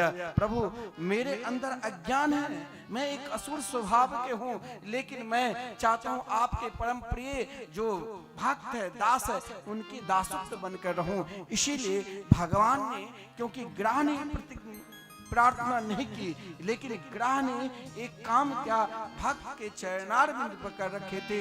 इसीलिए भगवान ने सर्वप्रथम ग्रह का उद्धार किया और फिर गजेंद्र का उद्धार किया। भागवत में समुद्र मंथन की भी कथा है। यहां दर्शन शास्त्र, न्याय शास्त्र, कूटनीति, राजनीति, संपूर्ण महाराज धर्म, महाराज समुद्र मंथन की कथा में आती है। समुद्र मंथन के प्रारंभ से ही भगवान ने कूटनीति सिखाया। जिस समय संपूर्ण देवताओं, जब देवता की संपत्ति दुर्वासा ऋषि का अपमान किया, भगवत प्रसादी माला को कहा गया है, आप जिसके ऊपर श्रद्धा रखते हो, या तो पूर्ण रूप से श्रद्धा रखो या श्रद्धा रखो ही। कभी कभी अश्रद्धाहीन पर भी सामने मिल गया तो साष्टांग दंडवत, नहीं तो महाराज ये तो वैसे ही। यही इंद्र ने किया, जिस कारण श्राप दुर्वासा ऋषि ने कहा, तेरे अंदर अभिमान है कि मैं बहुत बड़ा ऐश्वर्यवान हूं, तो जाओ तुम दरिद्र हो। लेकिन जब भगवान के शरण में गए तो भगवान ने सर्वप्रथम कहा, कभी कभी अपना काम निकालने के लिए शत्रु से मित्रता करना कोई पाप नहीं है। अर्योपि ही संदेहा सती कार्यार्थ गौरवे अहि मूषक बद्देवा यत्यस्य पदवीं गत। भगवान ने यहाँ कूटनीति बड़ा सुंदर समझा कि देखो, शत्रु से मित्रता कर लो। बोले कैसे? बोले समुद्र मंथन अकेला कर ही नहीं सकते, यहाँ असुर का भी जरूरत है। इस समय वो प्रबल है, और जब वो प्रबल हो जाए शत्रु तो वहां से लड़ना नहीं चाहिए, बल्कि उनसे समझौता कर लेना चाहिए। बोले कैसे? तो जैसे कहा, एक काठ की पेटी में सफेरा ने एक बार सर्प को पकड़ा, उससे पूर्व उस काठ की पेटी में एक चूहा मूस भी बंद था, और सफेरा सोचा कि चलो 2-4-10 दिन के बाद जब इस सर्प की शक्ति समाप्त हो जाएगी, उसके बाद हम इनके विषैले दांत को तोड़कर अपना जीविका चलाऊंगा। सर्प 2-4 दिन से भूखे थे और चारों तरफ वो चूहा मूस उनके आगे पीछे घूमता था। सर्प अंदर से बहुत पश्चाताप भी करता था, जो मेरा ग्रास आज वो मेरे मस्तक पर घूम रहा है। लेकिन सर्प ने उस समय चालाकी का काम किया। सर्प ने सोचा, इस समय यदि मैं इसे खा लूं तो एक क्षण के लिए,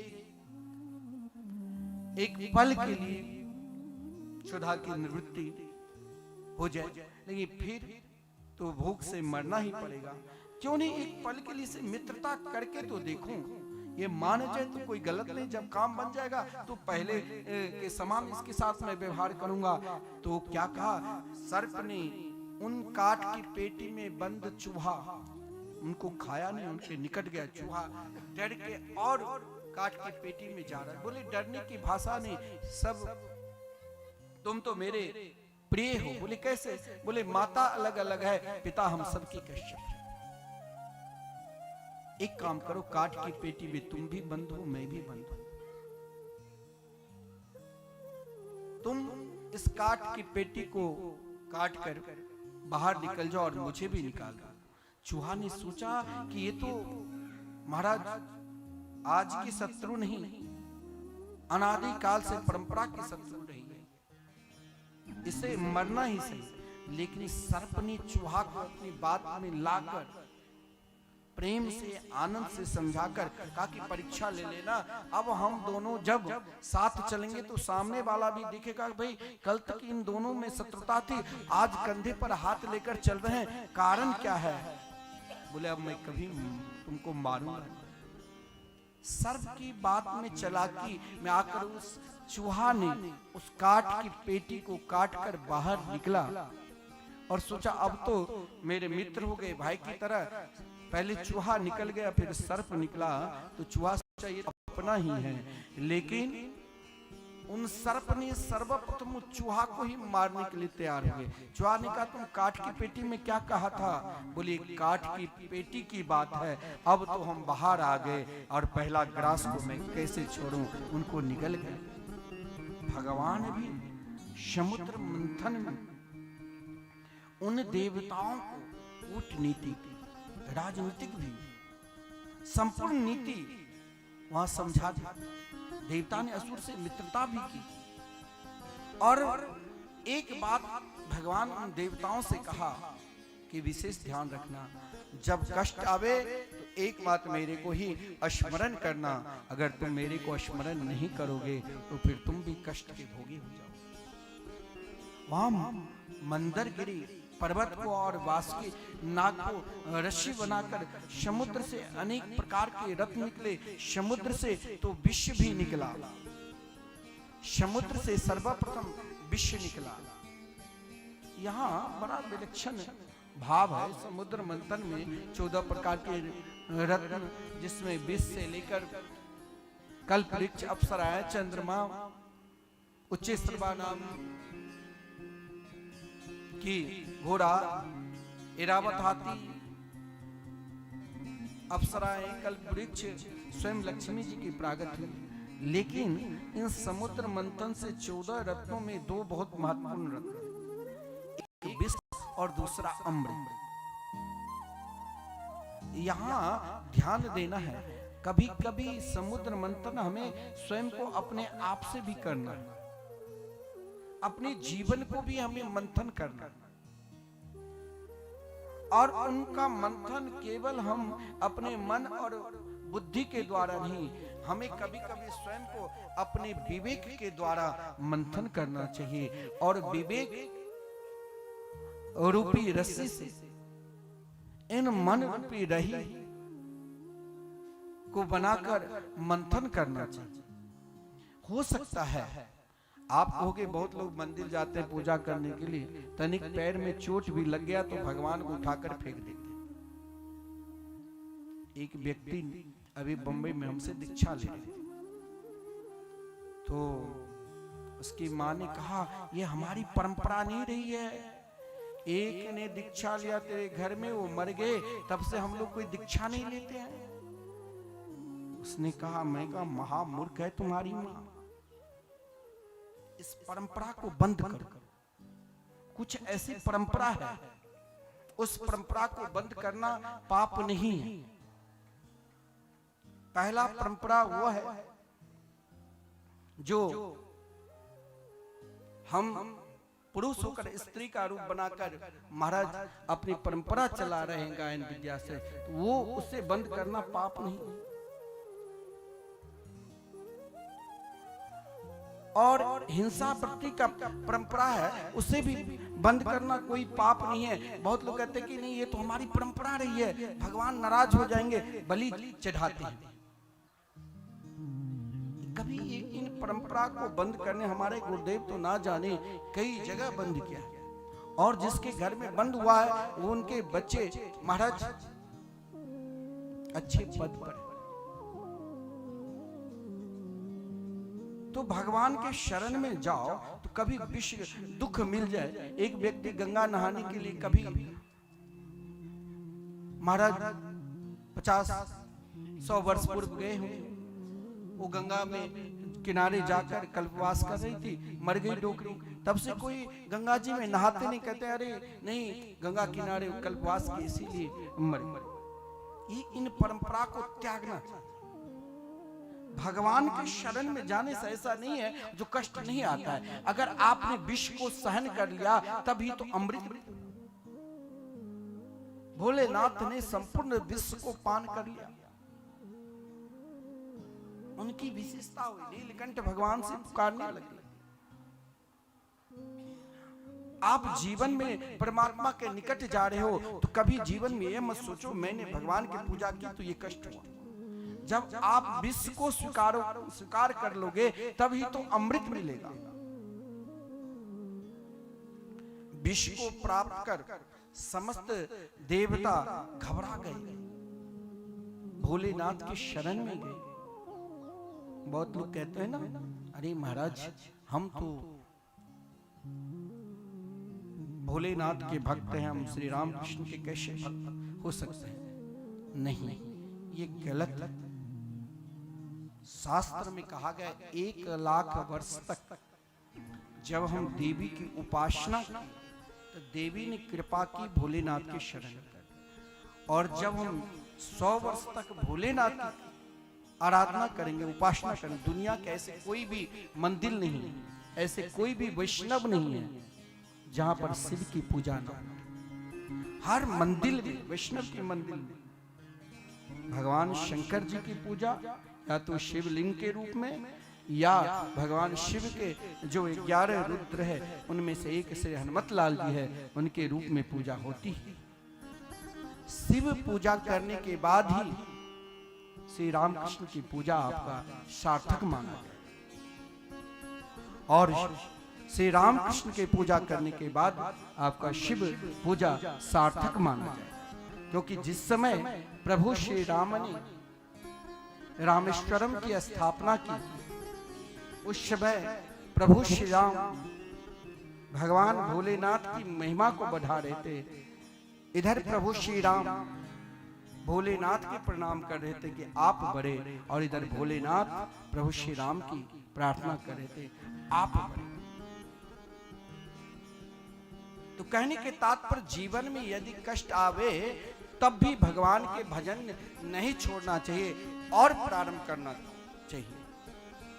और जब प्रारंभ करोगे तो लक्ष्मी भी मिलेगी, लक्ष्मी जरूर मिलेगी। केवल भगवान पर विश्वास करना चाहिए। हमारे यहाँ वृंदावन धाम में सत्संग भवन है, जहाँ 1000 व्यक्ति एक साथ बैठकर उन हॉल में कथा श्रवण कर सकते हैं। भारतवर्ष के अनेक विद्वान कथाकार वहां पर कथा करने के लिए आए, और जिन जिन वक्ता ने उन स्थान पर, क्योंकि जहां पर बैठकर वो कथा कर रहे थे, जो रोज पंडित जी जो बता रहे हैं कि लगातार 31 वर्ष से संकीर्तन चल रहे हैं, उन स्थान पे 12 साल तक लगातार संकीर्तन चले। उन वक्ताओं से मैं कहता हूं कि आपके अंदर आप खूब अपना योजना चलाओ, लेकिन यहाँ संकीर्तन के प्रति विश्वास रखो और संकीर्तन कराओ। महाराज रोते हुए आया कि मेरे पास कुछ नहीं है, आज संपूर्ण विश्व में उनका नाम है। ये महात्मा है, केवल विश्वास करो। और कई वक्ता 2017 से वहां सत्संग भवन प्रारंभ हुआ, और महाराज एक दिन भी ऐसा दिन नहीं है जहां कथा नहीं हुई। और तनिक भी मन में अशुद्धि भाव लेकर उस मंच पर बैठा तो उनके सीधे पतन भी हुआ। देवताओं के अंदर एक विश्वास था। क्यों? क्योंकि देवता जब विचलित होते थे तो उनके गुरुदेव बृहस्पति। इसीलिए जीवन तो ऐसा नहीं है, हर व्यक्ति के जीवन में उत्थान और पतन होता है, लेकिन विचलित जब होने लग जाए तो किसी महापुरुष के निकट चले जाओ, किसी संत के निकट चले जाओ। ताकि वो आपके जीवन को विचलित होने ही नहीं देगा। देवता भी जब विष को देखा तो घबरा गए। उनके गुरुदेव बृहस्पति जी ने कहा तुम क्यों घबरा रहे हो, भगवान का स्मरण करो, अगर स्मरण करोगे तो लक्ष्मी मिलेगी। समुद्र से लक्ष्मी जी के भी प्रागट हुई। ततश्चाविर्भूत साक्षात श्री रमा भगवत परा रंचयन्ती दिशा कांत्या विद्युत सौदामणि यथा। सब व्यक्ति चाहते हैं कि हम बहुत धनवान हो जाएं, खूब प्रतिष्ठा मिले, लक्ष्मी खूब आवे। लक्ष्मी आती है और लक्ष्मी चली जाती है।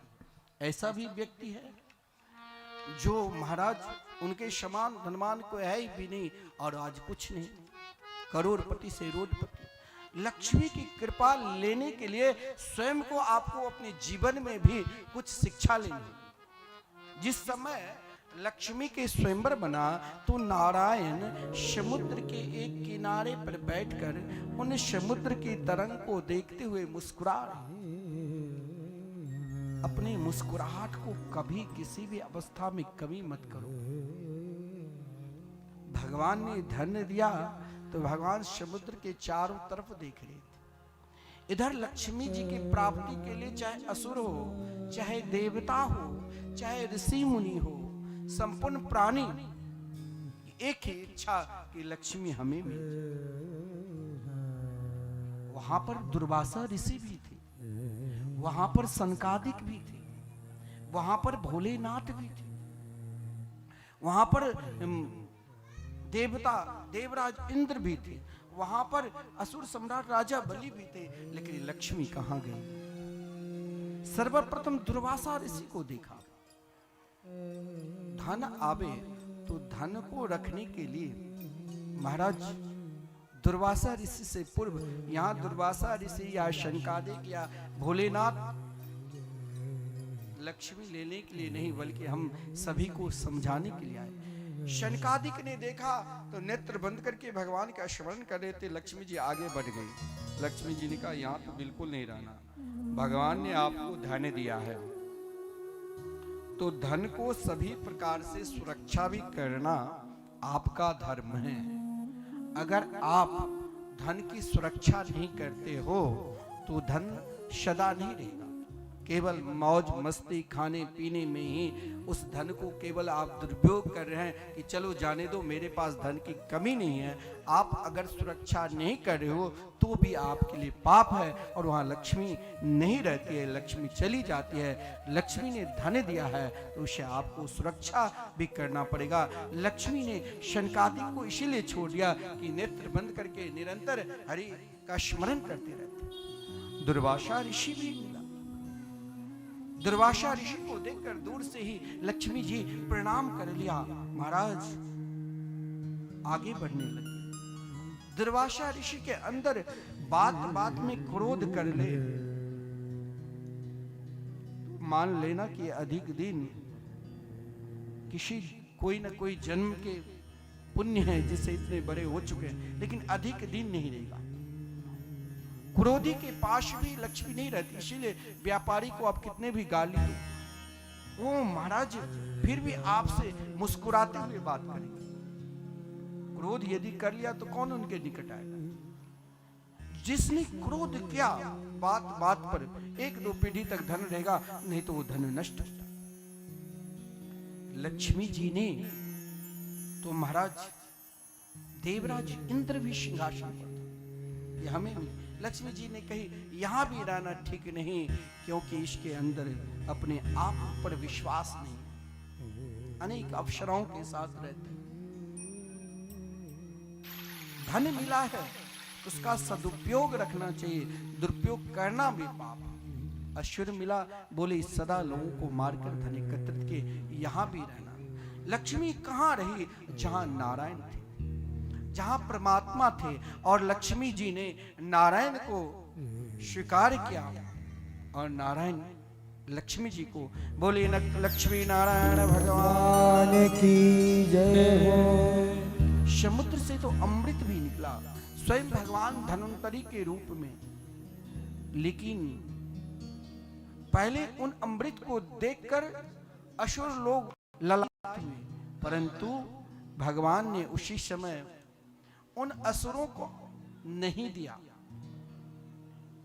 मोहन से भगवान के यहाँ कई अवतारों, कच्छप अवतार का भी वर्णन है, कई देवताओं के साथ दिया उसमें भी वर्णन है। और यहाँ भगवान मोहन से मोहनी बनकर, जिसने स्वयं को अपने आप को आश्रित कर लिए भगवान पे, भगवान ने उनको अमृत पान कराया, परंतु उस अमृत को पान करने के बाद भी देवता के लिए एक दुर्लभ हो गया। सूर्य और चंद्र के बीच में राहु नाम के असुर तो अमृत पान कर लिए। उसी समय भगवान पुनः अपने चक्र सुदर्शन के द्वारा उद्धार किया राहु, जो उनको देव स्वरूप में पूजा होने लगे राहु केतु के रूप में, परंतु सूर्य और चंद्र के लिए परेशान हुए। देवासुर संग्राम हुआ, देवता ने अमृत पान किया तो विजय श्री मिली। लेकिन एक बात ध्यान देना, आप संपूर्ण गुण से संपन्न हैं, लेकिन जब तक आप स्वयं को, अपने आप को, इस जीवन को परमात्मा के सानिध्य में समर्पित नहीं करोगे। देवता ने एक गलती की, देवासुर संग्राम हुआ, विजय श्री मिली, असुर को नहीं मिला। असुर सम्राट राजा बलि ने अपने जीवन को संपूर्ण भार, संपूर्ण शक्ति, एक बात गुरुदेव के चरणारविंद में समर्पित कर दिया। आप चाहे देवता की तरह भी समर्थशाली है, लेकिन एक को अपना मानकर रखो। जैसे जब तक हम स्वयं को, अपने आप को काबिल नहीं रहते तो माता पिता की आज्ञा मानकर चलते हैं, लेकिन हम सभी को एक को, वो कौन है? सद्गुरु, आपके शुभचिंतक। देवराज ऐसा नहीं, सब कुछ संपन्न देवता लोग थे, अमृत पान कर लिया, लेकिन स्वर्ग का राज नहीं किया। फिर असुर सम्राट को क्यों मिले? असुर सम्राट राजा बलि ने अपने आप को पुनः गुरुदेव जिस प्रकार कहा, परमात्मा में समर्पित कर दिया और प्रार्थना करने लगे। अब सोप अपने आप को समर्पित कर दिया, हे मेरे गोविंद, हे मेरे गोपाल, मैं सदा आपके ही बनकर रहूंगा। अब सौंप दिया इस जीवन का सब भार तुम्हारे हाथों में। अब सौंप दिया इस जीवन का सब भार तुम्हारे हाथों में है। जीत तुम्हारे हाथों में है, हार तुम्हारे हाथों में है। जीत तुम्हारे हाथों में है, हार तुम्हारे हाथों में। ओ अब सौंप दिया इस जीवन का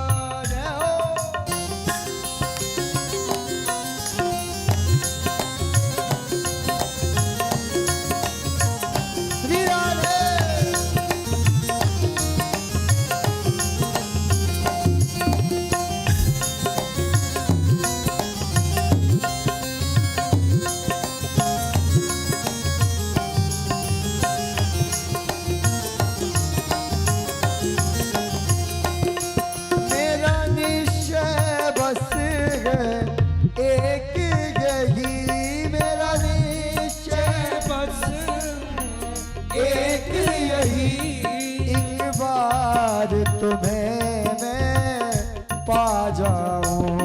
एक बार तुम्हें मैं पा जाऊं। अर्पण कर दूं दुनिया भर का, अर्पण कर दूं दुनिया भर का। सब प्यार तुम्हारे चरणों में अब सौंप दिया इस जीवन का सब भार तुम्हारे हाथों में अब सौंप दिया इस जीवन का। बड़े भाव से तालियां बजाते हुए हरि बोल।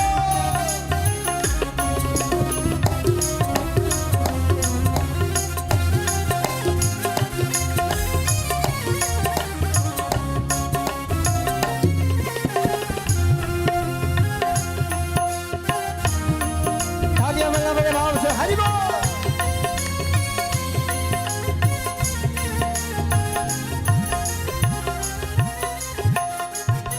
यदि जग में रहूं तो ऐसे रहूं, यदि जग में रहूं तो ऐसे रहूं, हो यदि जग में रहूं तो ऐसे रहूं, यदि जग में रहूं तो ऐसे रहूं, यूं जल में कमल का फूल रहे, हो यूं जल में कमल का फूल रहे। मेरे अवगुण दोष समर्पित हैं, मेरे अवगुण दोष समर्पित हैं, करतार तुम्हारे हाथों में सौंप दिया इस जीवन का सब भार तुम्हारे हाथों में अब सौंप दिया इस जीवन का सब भार तुम्हारे हाथों में। राधे कृष्णा राधे कृष्णा कृष्णा कृष्णा राधे राधे, राधे श्यामा राधे श्यामा श्यामा श्यामा राधे राधे, राधे कृष्णा राधे कृष्णा कृष्णा कृष्णा राधे राधे, राधे श्यामा राधे श्यामा श्यामा श्यामा राधे राधे, राधे कृष्णा राधे कृष्णा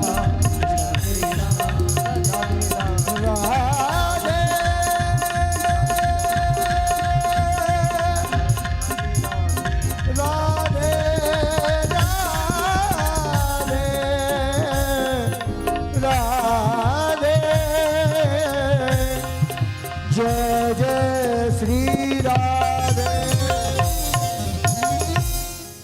केवल समर्पित होना पड़ेगा। अब यहाँ केवल बोलने से नहीं, राजा बलि ने अपने आप गुरुदेव ने 3 आज्ञा दी। पहला, गौ सेवा। निष्ठा पूर्वक अगर कोई व्यक्ति गोनिष्ठ है, देसी गाय की सेवा करते हैं, तो गौ में स्वयं जिस प्रकार गौ की सेवा, उसी प्रकार गोविंद की सेवा। अतिथियों को सम्मान और गुरु के वचन में सद विश्वास, इन तीनों कार्य को लेकर राजा बलि आगे बढ़ा, जिस कारण गुरुदेव ने कहा, जब मन व्याकुल हो जाए तो सदगुरु के द्वारा जो प्रदत्त ज्ञान है, सदगुरु के द्वारा जो प्रदत्त मंत्र है, उस मंत्र के आश्रित हो जाओ। राजा बलि मंत्र को बढ़ाने के लिए 100 अश्वमेध यज्ञ करने का संकल्प लिया था, जिसमें विश्वजीत नाम के यज्ञ पहले ही कर चुका था और सर्वजीत नाम के रथ निकला था, जिससे महाराज जिस रथ पर बैठकर ही संपूर्ण त्रिलोकी में विजय श्री प्राप्त कर लिया। और इधर महाराज देवताओं के पास कुछ रहा है, उनकी माता ने, क्योंकि पुत्र अगर दुखी है, बेचैन है, तो माता उससे अधिक दुखी हो जाती है। अदिति ने अपने पुत्र की दशा को देखकर ऋषि कश्यप से प्रार्थना की कश्यप ऋषि ने कहा, जिसने अपने गुरुदेव को प्रसन्न कर लिया, उनके अनिष्ट तो मैं नहीं चाहता हूं, लेकिन ठीक है, परमात्मा की उपासना करो, आराधना करो। अदिति ने पयोव्रत किया। फागुन मास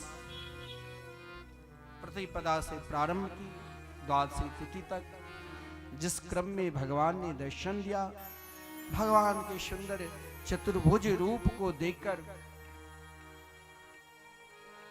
माता अदिति ने स्तुति की और कहा, मैं किसी के अनिष्ट नहीं चाहती हूं।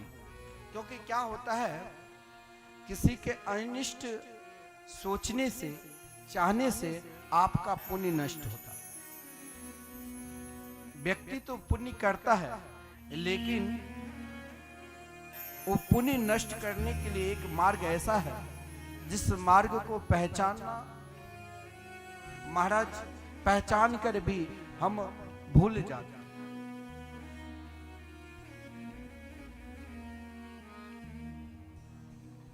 जब भगवान ने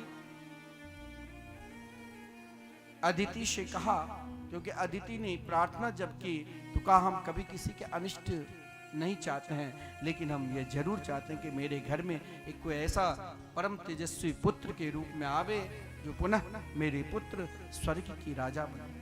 भगवान को भी यहाँ कहना पड़ा कि मैं भगवान होकर भी इस समय जिसने बड़े को आदर दिया है, जिसने अतिथि को सम्मान किया है, जिसने महापुरुषों के सम्मान किया है, जिसने गौ को सम्मान किया है, मैं उसे नहीं परास्त कर सकता। ठीक है, आपने उपासना की, तो उपासना भी, व्रत भी व्यर्थ में ना जाए। तो भगवान भादो मास शुक्ल पक्ष द्वादशी तिथि को, यहाँ भगवान के बाल रूप का वर्णन नहीं है, यहाँ भगवान तम बटुम वामनम दृष्टा मोदमाना महर्षय, भगवान वामन के रूप में अवतार धारण के संपूर्ण देवता ने भगवान की स्तुति की। ब्रह्मा जी उपस्थित हुए, संपूर्ण देवता भी उपस्थित हुए, इसलिए सीधे यज्ञोपवीत संस्कार का वर्णन है। माता अदिति ने कोपिन पहनाई, स्वयं देव गुरु बृहस्पति ने महाराज मंत्र प्रदान की, सूर्य ने गायत्री मंत्र दिया और स्वयं सप्त ऋषि ने आसन, ब्रह्मा जी ने कमंडलू, स्वयं अन्नपूर्णा ने भिक्षापान, सरस्वती ने जपमाला, स्वयं कुबेर ने छत्र, ब्रह्मचारी के रूप में धारण कर जब यज्ञोपवीत संस्कार होता है तो माता से भिक्षा लेकर गुरु को देना पड़ता है। भगवान भी यही परंपरा निभाई। भगवान ने भिक्षा तो लिया माता अन्नपूर्णा से, लेकिन जब अपने गुरुदेव बृहस्पति को दिया तो बृहस्पति ने कहा बहुत कम है। भगवान सब कुछ जानते हुए भगवान वामन ने गुरुदेव से कहा तो कहाँ जाऊं? बोले मुझे अधिक चाहिए, मुझे स्वर्ग की संपत्ति चाहिए, त्रिलोके की संपत्ति चाहिए। बोले कौन देगा? बोले कोई राजा ही दे सकता है, जाओ उनके द्वार पर। भगवान सब कुछ जानते थे, फिर भी पूछा गुरुदेव कहाँ मिलेंगे? बोले नर्मदा नदी के पूर्वी तट पर राजा बलि ने 100 अश्वमेध यज्ञ करने का संकल्प लिया है, वहां पर जाओ। भगवान वामन मार्ग में जा रहे हैं, जिसके देखकर मन प्रार्थना करने की इच्छा हो, चरण छूने की इच्छा हो, अपने आप में दीनता आ जाए, नम्रता आ जाए, मान लेना उसके अंदर कोई ईश्वरीय शक्ति है। जिस मार्ग से वामन भगवान चलते थे उस मार्ग को देखकर सब गदगद हो जाया करते थे। स्वयं जब राजा बलि के द्वार पर पहुंचे तो राजा बलि ने भगवान को देखकर लगा आर्य बपू, देखिए प्रसन्नता क्या होना चाहिए। आप भगवान के निकट जाते हो तो बहुत लोग कहते हैं हमने तो जल चढ़ा कर आ गए, हमें तो कुछ दिखाई ही नहीं दिया, लेकिन वहां आपको सब कुछ मिलेगा। परमात्मा के शरण में जाकर राजा बलि ने देखा कि आज तक मेरे यज्ञ में तो ऐसे ब्रह्मचारी आए ही नहीं थे, लेकिन राजा बलि ने बड़ा विलक्षण स्वागत किया। और स्वागत करने के बाद क्या कहा जानते हो? बहुत लोग कहते हैं कि भगवान के निकट जाकर हमें क्या मिलेगा। सब कुछ मिलेगा। कितने लाभ मिलता है ये तो पहले ही मिल जाएगा, जिस लाभ को आप को पता भी नहीं क्या है। राजा बलि ने कहा अद्दिना पितरस्तृप्ता अद्दिना पापितं कुल अद्य शिष्टे क्रतुरयं यद भवा नागृतो गृहान। भगवान के निकट जाने से पितर धन्य हो जाते हैं, कुल पवित्र हो जाते हैं। आइए हम सब भाव के साथ भगवान वामन के सुंदर रूप के दर्शन करें और दर्शन के साथ साथ भजन का भी आनंद।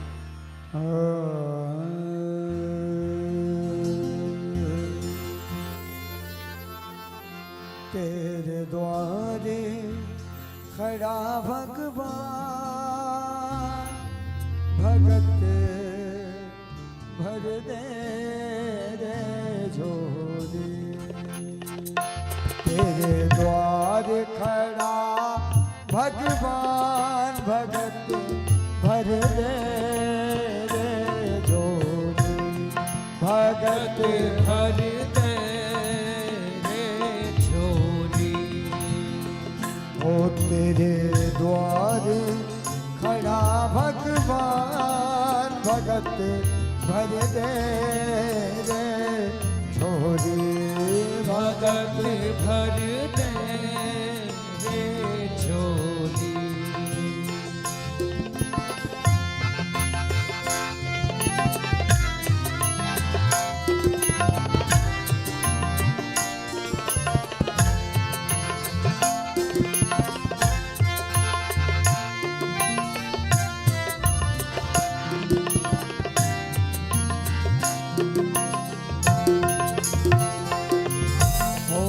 डोल उठी सारी धरती देख ले, डोला गगन में सारा। ओ डोल उठी है सारी धरती देख ले, डोला गगन है सारा। ओ भीख मांगने आया तेरे दर, भीख मांगने आया तेरे दर। जगत का पालन हारा रे, जगत का पालन हारा। मैं आज तेरा मेहमान, आज तेरा मेहमान। कर ले मुझसे तू पहचान। भगत भर दे रे झोली। भगत भर दे रे झोली। सभी लोग आराम से पूजन करने बैठ जाए, अपने अपने स्थान पर बैठ जाए। वो तेरे द्वार खड़ा भगवान भगत भर दे रे झोली। भगत भर दे रे झोली।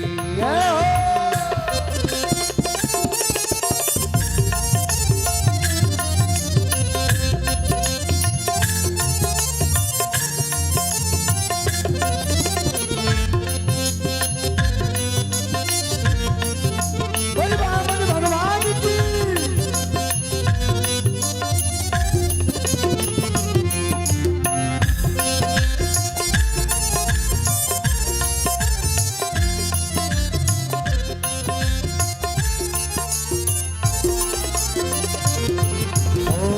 आज लुटा दे तू सर्वस अपना, मान ले कहना मेरा।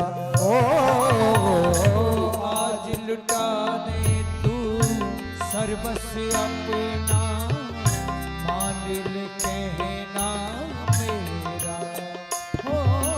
वो मिट जाएगा पल में तेरा, जाएगा पद में तेरा जन्म मरण का फेरा रे ओ जन्म मरण का फेरा तू छोड़ सकल अभिमान तू छोड़ सकल अभिमान अमर कर ले तू अपना नाम भगत भर तेरे जोड़ी ओ भगति भगते रे जोड़ी ओ तेरे द्वार खड़ा भगवान भगत भर रे जोड़ी ओ भगति भगते रे जोड़ी भगत भगते रे जोड़ी भगत भगते रे जोड़ी बोले वामन भगवान की जय हो। अब आप सब बैठ जाइए। श्री कृष्ण जन्मोत्सव में सब बधाई देना, उठना। अभी आप सब बैठकर कथा मृत का रसास्वादन करिए। भगवान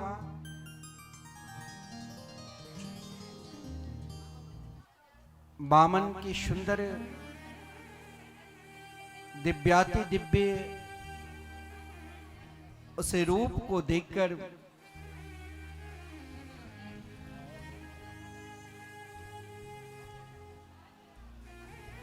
सब के सब बड़े आनंद के साथ उस रूप माधुरी को दर्शन किया।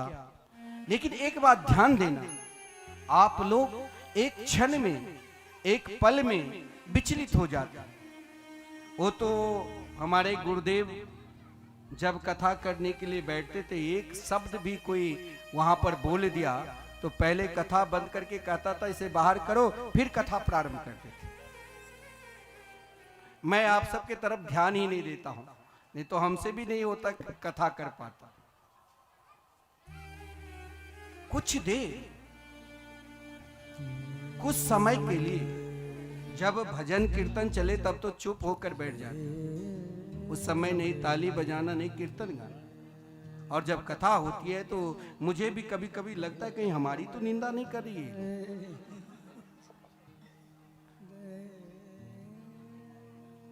खैर कोई बात नहीं, फिर आनंद लेंगे बीच बीच में। आज तो भगवान के जन्मोत्सव हम सब बड़े धूमधाम के साथ मिलाएंगे। आइए फिर भगवान वामन के जब उन रूप माधुरी को दर्शन किया, एक बात ध्यान देना, व्यक्ति विचलित क्यों होता है? या तो उसके अंदर विश्वास नहीं, या वो अभी तक पहचाना नहीं। और कभी कभी ना पहचान कर भी जब आप भगवान के निकट प्रार्थना करो, उनके समीप जाओ तो अपने आप को खो जाओ, हो जाओ उनके। राजा बलि को पता नहीं था कि ये भगवान है कि कोई ब्रह्मचारी है, लेकिन राजा बलि ने क्या स्वागत किया। राजा बलि ने मन में सोचा कि कहीं आज मेरे यज्ञ में भुवन भास्कर सूर्य ही तो नहीं आ गए। ये दो प्रार्थना जो व्यक्ति के अंदर आप दान देते हो, प्रसन्नता न हो तो दान नहीं देना चाहिए। आप मंदिर जा रहे हो, मंदिर जाकर भगवान के प्रार्थना करते हो, पूजा करते हो, प्रसन्नता नहीं हो तो मंदिर नहीं जाना चाहिए। आप यदि कोई शुभ कार्य करते हो और शुभ कार्य करने के बाद भी हृदय में प्रसन्नता नहीं हो रही है तो नहीं करना चाहिए, फिर उसका फल नहीं मिलेगा। राजा बलि ने अभी तक पहचाना नहीं कि ये भगवान है, कि ये कौन है। राजा बलि ने तो केवल स्वागत किया। स्वागतम ते नमस्तुभ्यं ब्रह्मन्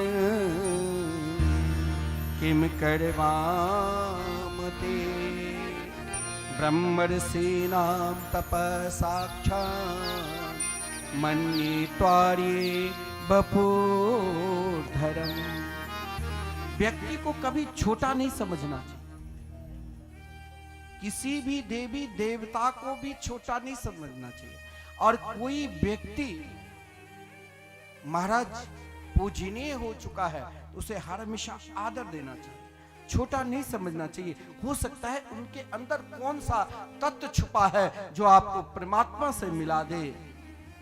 आज राजा बलि को लगा कि इन ब्रह्मचारी को देखकर मुझे लगता है कि इसके अंदर कुछ ना कुछ तत्व जरूर समाये हैं, क्योंकि इनके रूप को देखकर मुझे लगता है आर्य बपो भुवन भास्कर सूर्य के ही दर्शन कर रहा हूं। लेकिन राजा बलि को पता नहीं कि भगवान है कि कौन है, लेकिन व्यक्ति के अंदर प्रसन्नता देखे राजा बलि ने कहा आप जो है, लेकिन मेरे लिए तो आप पूजनीय हैं, मेरे लिए तो आप मेरे इष्ट हैं, मेरे परमात्मा हैं। और अभी आपके श्री चरणों को देखकर ऐसी प्रसन्नता हो रही है जैसे आज एक व्यक्ति का प्रसन्नता नहीं। जब आप स्वयं को कभी कभी अपने स्वार्थ के लिए केवल अपना ही भाव ढूंढोगे तो वहां दुख को भी प्राप्त कर सकते। और जब ये प्रसन्नता, आप कोई श्रेष्ठ कार्य करते हो उसमें केवल अपना ही विशेषता मत जोड़ देना। राजा बलि ने तो यहां तक कहा कि आपके दर्शन उन लोगों की कृपा है और उन लोग भी धन्य हो गए। अद्दिन पितरस्तृप्ता, आज हम सबके पितर धन्य हो गए। भगवान के शरण में जाने से, भगवान की कथा श्रवण करने से क्या लाभ मिलता? इतना ही नहीं, अद्दिना पावितम कुलम, कभी भी अपने कुल का कमजोर नहीं करना चाहिए। कुल का कमजोर जो समझता है कि कुल कुछ नहीं होता है वो भी एक पाप है। इसीलिए कुल देवता की पूजा की जाती है। हमने अपने बड़े बुजुर्ग को आदर नहीं दिया, हमने सम्मान नहीं दिया। हो सकता है मेरे ही कुल में ऐसा कोई महापुरुष जरूर जन्म लिया होगा जिसके प्रताप से, जिसके बल से हम यहाँ तक पहुंचे और भगवान की कथा श्रवण कर रहे हैं, मंदिर जा रहे हैं, ये उनकी कृपा है। इसीलिए राजा बलि ने कहा अद्दिना पावितम कुलम, जिन कुल देवता को मैंने पूजन की, जिन कुल पर मुझे विश्वास था, लेकिन आज लगता है उन कुल के जितने भी पूर्वज हैं, जो देव तुल्य है, वो भी आदर पात्र है, क्योंकि आज हमें आपके श्री चरणों के दर्शन हुआ। अद्य सृष्टि क्रतुरयम्, इसका भाव यह है कि मेरे अंदर ऐसा नहीं है। सर्व गुण संपन्न तो भगवान ही होते हैं, सबके अंदर कुछ न कुछ कमी है, मेरे अंदर, आपके अंदर, सबके अंदर। लेकिन अपनी कमी को भी, अपनी अच्छाई को भी और अपनी बुराई को भी, दोनों को लेकर भगवान की शरण में चले जाओ। राजा बलि ने कहा मैं आपकी शरण में आया, मेरे अंदर कुछ अभिमान हो तो उन अभिमान को ही पहले नष्ट कर देना। भगवान ने कहा वाह, अब मुझे करना ही पड़ेगा। और जब ये भाव जब जगह कि मेरे अंदर हो सकता है कुछ कमी हो, तब उसी समय एक भाव आ गया कि लगता है आज क्यों नहीं इन ब्रह्मचारी को सर्वस्व दे दूं और अपने भजन करूं। और कहने लगे यद यद वटो वांछसी तत्प्रतीक्षा में, आज आपको जो चाहिए वो आप हमसे मांग तो लो। भगवान ने कहा वाह, मांगना पड़ेगा, क्योंकि एक भक्त भगवान से कहे कि यदि यद वटो वांछसी तत्प्रतीक्षा में, जो चाहिए हाथी घोड़ा सोना चांदी सब मैं देने में समर्थ हूं, मेरे पास बहुत कुछ है। भगवान ने कहा आपके भाव को देखकर ही मैं लेने के लिए आया हूं, क्योंकि मैं जल्दी किसी के द्वार पर मांगने के लिए नहीं जाता। भगवान के हम भोग भी लगाते हैं ना, 56 प्रकार के व्यंजन भी बनाते हैं, तो खाने के लिए नहीं आता। अगर वो खा लिया तो दोबारा हम कभी बनाएंगे ही नहीं। कोई घर पर पाहुन आ जाए, अतिथि आ जाए, तो 2-4-10 दिन अगर रह जाए तो सोचता जल्दी जाए, नहीं तो अपने ही वहां से दूर हो जाता है। और यहाँ भगवान जल्दी नहीं पहुंचते, भगवान भोजन करते ही नहीं। तो भगवान क्या नहीं करते? नहीं, वेद की कथन है, रसो विषा, आपका भाव जैसा है। आप अगर घर में खाना बनाते हो या भोजन तैयार करते हो, यदि आप क्रोध से बनाओगे तो वही रस का फल भगवान और क्रोधी आपको बना देंगे। जिस इच्छा लेकर आप भोजन बनाते हो, आजकल भोजन में इतना रोग क्यों हो गया? पहले भी लोग खूब खाता था, गांव में 200-200 400-400 एक व्यक्ति रसगुल्ला खा जाते थे। 10-10 किलो दही अकेला खाकर महाराज और भी कोई खिला दे तो खा लेता था। लेकिन आज क्यों विकृति हो गया? पहले की परंपरा थी, माता लोग प्रातः काल उठकर स्नान करती थी, फिर रसोई बनाती थी और फिर बड़े बुजुर्ग को सम्मान से खिलाती थी, तब खाते थे। रसोई में जब तक रहती थी नहीं बोलती थी, नहीं कहीं इधर उधर जाती थी, पवित्रता के साथ बनता था। आजकल महाराज रसोई तो बनाते हैं लेकिन वहां पवित्रता की कमी हो गई। अनेक प्रकार की रसोई भी एक हवन है, रसोई बनाना भी एक यज्ञ है, एक आहुति है। वहां भी अग्नि को बुलाया जाता है, वहां भी पात्र है, वहां भी अन्न है। लेकिन हम जब मोबाइल कान में लगाकर अनेक प्रकार की ग्राम्य गीत सुनने लग जाते हैं, जिस भाव से जो भी हम सुनते हैं वही उसमें महाराज रस जाता है। क्रोध से बनाओगे तो क्रोध ही तो मिलेगा। जिस वासना लेकर तैयार करोगे, भगवान कहते हैं आपने बना दिया और पुरस्कारी होम करेंगे। पुरस्कारी करने वाला भी अधिक भीड़ होती है तो बनाता 2 4 10 लोग और पुरस्कारी करने वाले 100 व्यक्ति। भगवान भी पुरस्कारी करते हैं। भगवान राजा बलि को पुरस्कारी कर दिया। राजा बलि ने कहा कि प्रभु यदि यद बटो वांछसी तत्प्रतीक्षा में, जो चाहिए सो हमसे ले लो। भगवान ने कहा अच्छा ठीक है, अधिक नहीं चाहिए, सर्वस्व भी चाहिए और अधिक नहीं चाहिए। राजा बलि नहीं समझा। राजा बलि को भगवान ने कहा आपके हृदय में अगर भाव है तो भाव के ही तो मैं भूखे हूं। पदानि त्रीणि दैत्येंद्र समीतानि पदाम, यदि आप देना ही चाहते हो मैं 3 कदम लूंगा। राजा बलि ने कहा लगता है ये जैसे बालक है, मांगना नहीं आता है। लेकिन एक तेजस्वी मांग रहा है तो देना चाहिए। संकल्प के लिए तैयार हुए। उनके गुरुदेव ने आकर कहा अरे क्या कर रहे हो? जब मैंने कहा मन विचलित हो जाए तो अपने से श्रेष्ठ व्यक्ति के आज्ञा में निरंतर रहो। विचलित मन को वही दूर कर सकता है। अपने सलाहकार को ऐसे रखो जो सही मार्ग बतावे। तो राजा बलि तो अपने आप को अपने गुरुदेव में समर्पित थे, लेकिन कभी कभी गुरु भी उस तत्व को नहीं पहचान पाते हैं जिस तत्व को शिष्य प्राप्त कर लेता है। राजा बलि ने कहा तुम क्या कर रहे हो? एस विरोचिने साक्षात् भगवान विष्णु कश्यपाददितेर चातो देवानां कार्ये साधिका। अरे बेरुचन कुमार, ये अव्यय है, अव्यय का कभी नाश नहीं होता है। व्याकरण में कहा इस समय देवताओं के कार्य के लिए कश्यप अदिति के पुत्र बने हैं। 3 कदम में सब कुछ ले लेगा। स्वयं को महाराज तुम केवल अगर बहुत प्रभावशाली या बहुत बड़ा तपस्वी या बहुत बड़ा महाराज दानी बनकर उन पद को प्राप्त सकते हो, तीसरे पद प्राप्त कोई नहीं कर सकता है भगवान के सिवा। या तो भगवान तुमको अपने बराबर स्थान दे देंगे, लेकिन उस पद को 3 कदम में ही सर्व 2 कदम तक तो तुम्हारी स्तर है, ये सब कुछ ले लेगा। फिर तुम अशत कभी नहीं बोलना चाहिए। अब राजा बलि ने कहा कि भगवान अगर मांग रहे हैं तो चाहे सर्वस्व ले ले मैं तो दूंगा ही। उनके गुरुदेव शुक्राचार्य जी ने बहुत समझाया। कुछ जगह अशत भी पाप नहीं माना जाता है। हंसी मजाक में हम अशत बोलते हैं तो उनको पाप नहीं कहा गया है।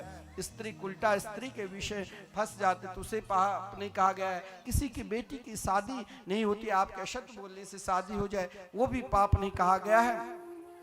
धन की रक्षा के लिए, गो की रक्षा के लिए कुछ ऐसा स्थान है।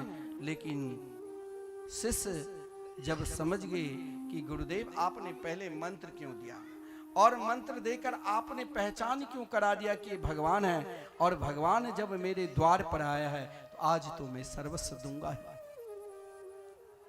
शुक्राचार्य जी ने चाहे श्राप दे दिया, उन श्राप को भी स्वीकार कर ली, भगवान की पूजा की बामन के रूप में। लेकिन जब महाराज प्रणाम करने लगे तो भगवान विश्व रूप के रूप में हो गए। पहले कदम में ही पृथ्वी लोक तक संपूर्ण भुजाओं से दसों दिशाओं को ले लिया। दूसरे कदम में ब्रह्मलोक तक पहुंच गए जहां तक सबके अधिकार है। तीसरे कदम में भगवान स्वयं आकर कहा कि अगर नहीं दोगे तो नरक जाना। राजा बलि व्याकुल, देखिए भगवान बहुत परीक्षा लेते हैं। यहाँ जामवंत से कह दिया, कह दो त्रिलोकी में अब बलि के राजा नहीं, अब वामन राजा हो। गरुड़ जी को आदेश दिया, ये अशत बोला बांधो। लेकिन भक्त विचलित किसी भी अवस्था में नहीं होते हैं। भक्त ने तो एकमात्र भगवान में समर्पित होकर प्रार्थना करने लग जाते हैं। राजा बलि ने भी प्रार्थना, हे मेरे गोविंद, हे मेरे गोपाल, अब आप ही हमारी रक्षा करो। भगवान इधर सब विचलित हो चुके थे, लेकिन दो विचलित नहीं हुए। एक कौन? तो राजा बलि की पत्नी विंध्यावली और एक उनके दादा प्रहलाद जी। प्रहलाद जी ने भगवान से कहा, आपने बहुत बड़ी कृपा की, क्योंकि इसके अंदर अभिमान हो चुका था कि मैं ही सर्वस्व हूं। राजा बलि की पत्नी भी यही प्रार्थना की कि प्रभु संपूर्ण जगत के तो मालिक आप है और सब एक मुनीम की तरह है, लेकिन मेरे पति के अंदर अभिमान आ चुका था, जिस कारण इसने स्वयं भगवान जो सबको देते हैं उससे कहा, यद यद बटो वांछसी तत्प्रतीक्षा में, जो चाहिए वो हमसे मांग लो। आपने तो कृपा की, अब ये कृपा का फल तो यही पहचान सकता है, क्योंकि प्रार्थना तो इन्हीं को करना पड़ेगा। भगवान ने राजा बलि से पूछा, अब आप क्या चाहते हो, नरक जाओगे या अपने वचन को सत्य करोगे? राजा बलि ने कहा, अब मैं क्या दूं, सर्वस्व दे चुका हूं। देखिए ये भक्त का पहचान है। गजेंद्र को पहचानने में बहुत समय लगा था, लेकिन राजा बलि एक क्षण में पहचान गए। एक श्लोक में भगवान की स्तुति की और कहा कि प्रभु यह बताओ कि धन बड़ा कि धन के मालिक बड़ा। यहाँ भगवान शांत हो गए, चुप हो गए कि अगर कहते धन बड़ा तो धन के मालिक सुरक्षा है, और मालिक बड़ा तो धन ही लिया है। निरुत्तर भगवान अगर कभी कभी निरुत्तर होते हैं, उत्तर नहीं दे पाते हैं, एकमात्र अपने परम प्रिय भक्त के पास भगवान निरुत्तर हो जाते हैं। राजा बलि ने कहा, अब आप तीसरा वचन को भी अपना सत्य करिए, क्योंकि अभी धन के मालिक सुरक्षित है। धन नष्ट हो जाए, मालिक सुरक्षित है, दोबारा धन ला सकते। लेकिन राजा बलि की निष्ठा को देखकर राजा बलि तो मुस्कुरा रहे थे, भगवान व्याकुल हो गए। भगवान अगर व्याकुलता की प्राप्त करते हैं तो अपने भक्त के लिए बोले, मैं तुमको क्या दूं? हम लोग भगवान को कुछ दे ही नहीं सकते हैं। हम सोचते हैं कि हमने बहुत कुछ दिया, लेकिन उससे भी कई गुना परमात्मा ने हमको दे दिया, हम कुछ नहीं दे पाते हैं। राजा बलि को भगवान ने कहा, तुम जैसे भक्त को स्वर्ग से भी श्रेष्ठ लोक देता हूं, जिस लोक का नाम ही है शुतल लोक। राजा बलि ने कहा, प्रभु मैं उन लोक में मुझे क्या मिलेगा? बोले 52 द्वार होंगे, जिधर से निकलोगे उधर से केवल मेरा ही दर्शन होगा, क्योंकि तुम्हारे अंदर एक ही प्यास है। जिस ओर निकलोगे वहां केवल केवल मेरा ही दर्शन होगा। राजा बलि की हृदय में प्रसन्नता हुई। बोले अगला मंत्र में मैं इंद्र बनाऊंगा। बोले जरूरत नहीं प्रभु, जहां आप रहेंगे वही मैं रोज दर्शन करूंगा। अपना तीसरा कदम मेरे मस्तक पर रखे ताकि इस धूल को सदा मैं अपने मस्तक पर लगाऊं और मुझे इसी प्रकार दर्शन देते। भक्त के यही पुकार आता है, क्या दर्शन दो दर्शन दो घनश्याम नाथ मोरी अखियां प्यासी रे। दर्शन दो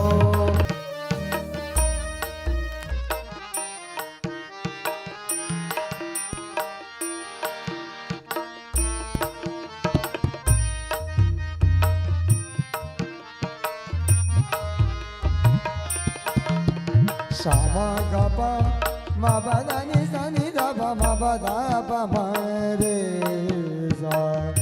Darshan do घनश्याम नाथ मोरी अखियां प्यासी रे। दर्शन दो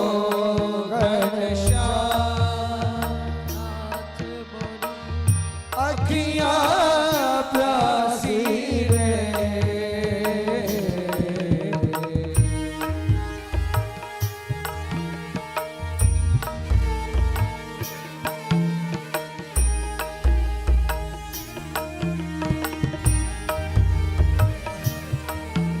ओ मंदिर मंदिर मूरत तेरी। मंदिर मूरत तेरी फिर भी न देखी सूरत तेरी। फिर भी ना देखी सूरत तेरी। मंदिर मंदिर मूरत तेरी फिर भी न देखी सूरत तेरी। फिर भी ना देखी सूरत तेरी। युग बीते ना आई मिलने की। युग बीते ना आई मिलने की। पूरन बासी रे। दर्शन दो घनश्याम नाथ मोरी अखियां प्यासी रे। दर्शन दो घनश्याम।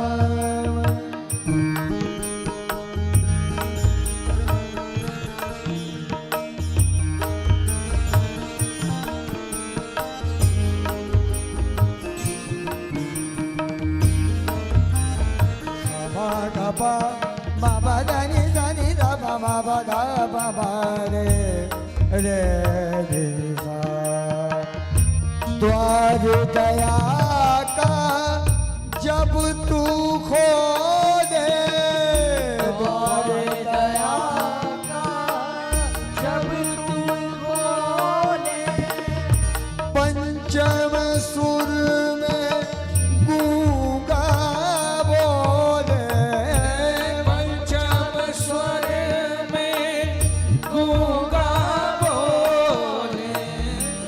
अंधा देख लंगड़ा चल करे। ना देखे लंगा चढ़ कर। पहुंचा काशी रे। दर्शन दो घनश्याम नाथ मोरी अखियां प्यासी रे। दर्शन दो दर्शन दो घनश्याम दर्शन दो घनश्याम। बोले वृंदावन बिहारी लाल की जय। महाराज सत्यव्रत की कथा है। सूर्यवंश में अनेक राजा महाराज एक से एक राजा महाराजा हुए। इसी वंश में महाराज अम्बरीश भी हुए और सूर्य वंश में ही मर्यादा पुरुषोत्तम भगवान श्री राम अवतार हैं। श्रीमद् भागवत महापुराण में श्री राम कथा एक श्लोक में भी है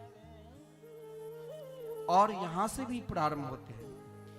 विश्वामित्रा ध्वरेण मारीचाद्या निशाचरा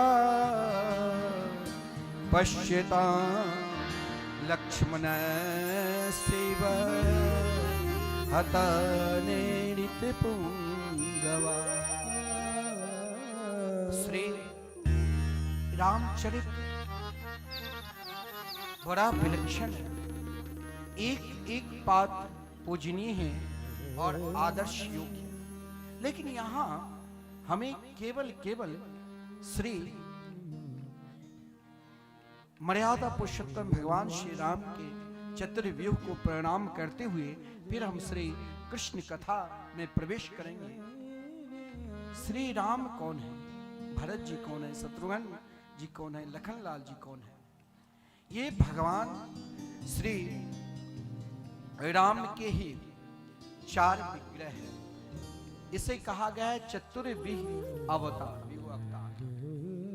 लेकिन राम की शक्ति भगवान प्राय जहां भी अवतार लिए हैं संसार में कहीं, ब्रह्मांड में कहीं या पृथ्वी लोक पर कहीं भी, तो वहां भगवान की केवल एक ही शक्ति साथ में अवतार है। लेकिन जिस समय प्रभु श्री राम चतुर्व्यूह रूप में उनका अवतार हुआ है, चतुर्व्यूह रूप में उनके अवतार का मुख्य स्वरूप श्री शत्रुघ्न लाल जी, जैसे श्री राम, लखन, भरत और शत्रुघ्न लाल जी है, तो यहाँ उन व्यूह में सर्वप्रथम हमें शत्रुघ्न लाल जी को पहचानना पड़ेगा। परंतु मिथिला की जो भूमि है ना, इस भूमि को आप कभी भी साधारण में मत तोड़ लेना। जिन भूमि पर संसार के संपूर्ण संत नमन करने के लिए आए, केवल पृथ्वी लोक के ही संत नहीं इस मिथिला भूमि को नमन किए होंगे। स्वयं आदरणीय श्रीमान सुखदेव जी भी नमन करने आए और स्वयं अंतरिक्ष में रहने वाले संत दो प्रकार की उनकी परंपरा है, एक वास्तविक और एक व्यवहारिक। वास्तविक रूप से और व्यवहारिक रूप से आप होंगे, लेकिन अंतरिक्ष में वहां भी परंपरा रही है। कभी हरि अंतरिक्ष प्रबुद्ध पिपलायन, वो भी महाराज जनक के निकट आए, क्योंकि यहाँ चारों शक्तियां हैं, जिन शक्तियां की नाम है सुत, कीर्ति, उर्मिला, मांडवी और श्री शक्ति यानी जानकी शक्ति। तो श्री राम को हमें प्राप्त करना है तो किस स्तर तक चलना होगा जो मेरे हृदय में प्रभु श्री राम की प्रागट हो। स्वयं को लगे कि मेरे हृदय ही अयोध्या है और इस अयोध्या में भक्ति के तीन धारा एक साथ बह रही है। जिस भक्ति रूपी धारा की मुख्य पात्र जैसे संगम में गंगा, यमुना, सरस्वती के पात्र है, इस भक्ति रूपी पात्र में माता कौशल्या जो स्वयं श्रेष्ठतम भक्ति के स्वरूप है। और माता सुमित्रा जो वैराग्य के स्वरूप है, और माता केके, बहुत लोग कहते हैं केके ने प्रभु के साथ ठीक नहीं किया, लेकिन यदि माता केके नहीं होती तो श्री राम को पहचानते। माता केके तो ज्ञान के स्वरूप सरस्वती है। आप संगम में स्नान करोगे तो यमुना की धारा और गंगा की धारा तो सब दर्शन करते हैं, लेकिन सरस्वती की धारा बहुत छुपी हुई है, वो सब नहीं देख पाते। ऐसे ही हमारे हृदय में आजकल हम लोग बिना सोचे समझे महापुरुषों के द्वारा लिखित ग्रंथ को, मानस को अपमान करते हैं। उनके लिए सबसे अधिक दुर्दीन है। राम में राज्य में तो सभी को सम्मान मिला। प्रभु श्री राम तो किसी को दुखी क्या भी ही नहीं, सभी को सम्मान दिया, सभी को हृदय से लगाया। वहां न किसी के जाति देखा, न किसी के धर्म देखा, न किसी के पंथ देखा। केवल प्रभु श्री राम ने जब जटाई को भी अपना पिता की तरह सदगति दी, वो श्री राम है। लेकिन हम क्यों विचलित हो जाते हैं? मेरे अंदर के में जो अयोध्या है, उन अयोध्या, यदि इस अयोध्या हृदय रूपी अयोध्या में श्री राम की स्थापना करना है तो मुझे इन शक्ति की शरण में जाना पड़ेगा। आपके अंदर शक्ति नहीं है तो आप कमजोर हो जाओ, आप व्याकुल हो जाओ। ये शक्ति कहां से प्राप्त होगी? इस भूमि से। इन भूमि की आराधना करो, इन भूमि की उपासना करो। जब आदि शक्ति की कृपा होगी तभी आह्लादिनी शक्ति प्रेम स्वरूपा रास रासेश्वरी राधा रानी की कृपा होगी। लेकिन इस हृदय रूपी अयोध्या में जहां भक्ति स्वरूपा, ज्ञान स्वरूपा और वैराग्य स्वरूपा की धारा बह रही है, वहां तो जरूर श्री राम अवतार लेंगे। इसके लिए हमें क्या करना पड़ेगा? मेरे अंदर भी वो शक्ति चाहिए, तो सर्वप्रथम हमें शत्रुघ्न लाल जी के शरण में जाना होगा। केवल हम शत्रुघ्न लाल जी के शरण में चले जाए तो हमें श्री राम मिल जाए, वो नितांत असंभव है। जो शक्ति मिथिला में चारों शक्ति यहां पर परिपूर्ण है, हम पहचान नहीं पाते हैं, भटकने की आदत है। जहां श्रुत कीर्ति नाम की शक्ति है, श्रुत कीर्ति शत्रुघ्न लाल जी की पत्नी है। श्रुत कीर्ति के बिना शत्रुघ्न लाल जी के नाम लेने से क्या फायदा मिलता है? तो मेरे अंदर शत्रु दो प्रकार के होता है। एक बाहर की शत्रु को तो हम पहचान जाते हैं, लेकिन अंदर की शत्रु को हम नहीं पहचान पाते। काम, क्रोध, लोभ, मोह, मत्सर, ईर्षा, ये एक शत्रु है। लेकिन इससे दूर हम कैसे करेंगे? जैसे हम कथा में बैठे हैं, सत्संग कर रहे हैं, सत्संग से ही दूर होगा। लेकिन कभी कभी क्या होता है, सत्संग में मन नहीं लगता, कथा में मन नहीं लगता। क्यों? क्योंकि मेरे अंदर वो शक्ति नहीं है। वो शक्ति कहां मिली? तो मिथिला में। जिस शक्ति को प्राप्त करने से शत्रुघ्न लाल जी के विषय में क्या गोस्वामी जी लिखा है? जाके सुमिरन तेरी पुनासा, नाम शत्रुघ्न वेद प्रकाशा। शत्रुओं पर विजय श्री प्राप्त करना है तो अपनी अंदर पहले उन शक्ति को भी बैठाना पड़ेगा। हम लोगों की आदत हो चुकी है, हम सुनने की प्रयास नहीं करते हैं, हम सुनाने के प्रयास में लग जाते हैं। थोड़ी सी हमें समय मिला तो हम एक दूसरे को बैठकर दूसरे की निंदा करना प्रारंभ कर देते। दूसरे के स्तुति में लग जाते हैं, हम भूल जाते हैं। लेकिन शुद्ध कीर्ति की कृपा होगी तभी आप गोपी बनोगे। राशि में तो मिथिला की भी गोपी थी, केवल परमात्मा ही मेरे तो गिरधर गोपाल दूसरों न कोई, उसके लिए तो आपको संस्कृति ही बनना पड़ता। जब तक आप पूर्ण रूप से संस्कृति का स्वीकार नहीं करोगे, और क्या है भगवान की कथा, और वो भगवान की कथा मन कब नहीं लगता है? क्यों भगवान की कथा में क्यों नहीं मन लगता है? संस्कृति की जब कृपा हो जाएगी तो भगवान की कथा में मन लगने लगेगा। और कब होगा? प्रथम भगति संतन कर संगा, भगति संग करे संगा, दूसरे गति मम कथा प्रसंगा, दूसरी रते कथा प्रसंगा।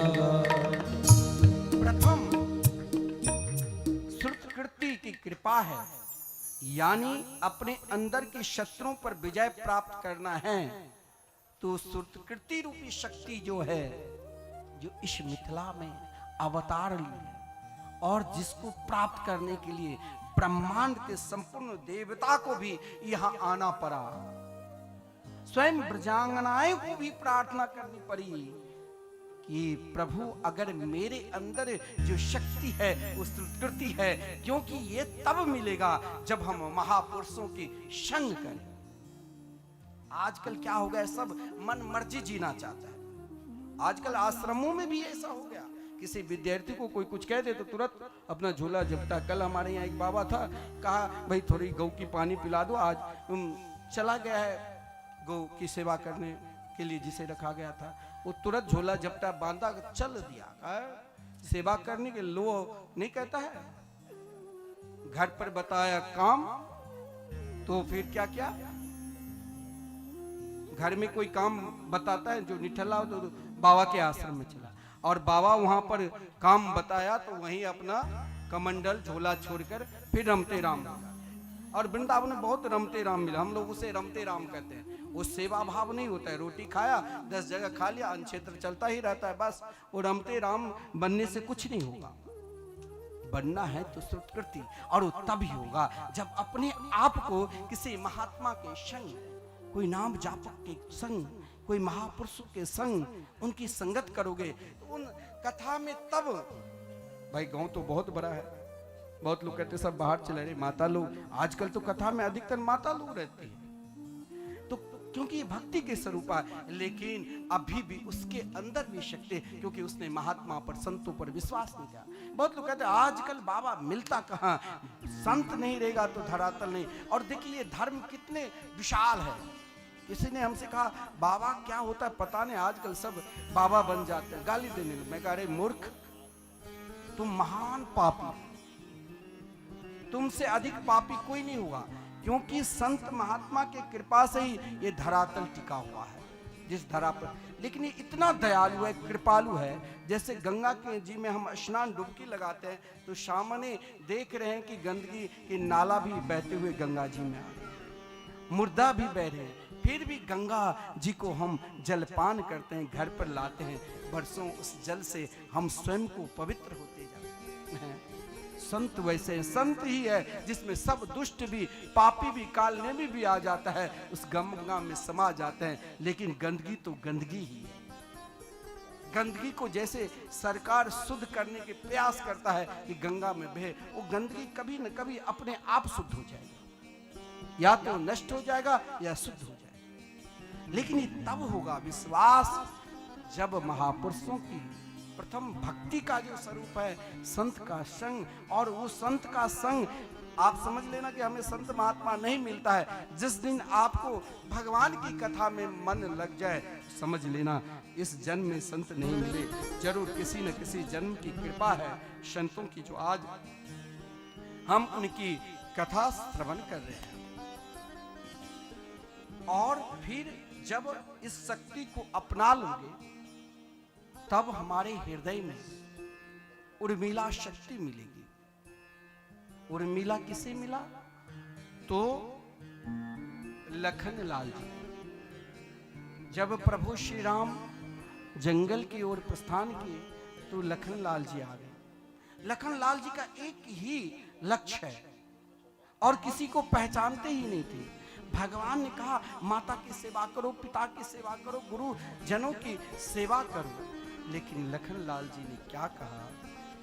गुरु पितु मातु न जानो काऊ, गुरु पेत मात न जानो काऊ, करहु स्वभाव नाथ पति जाओ, करहु स्वभाव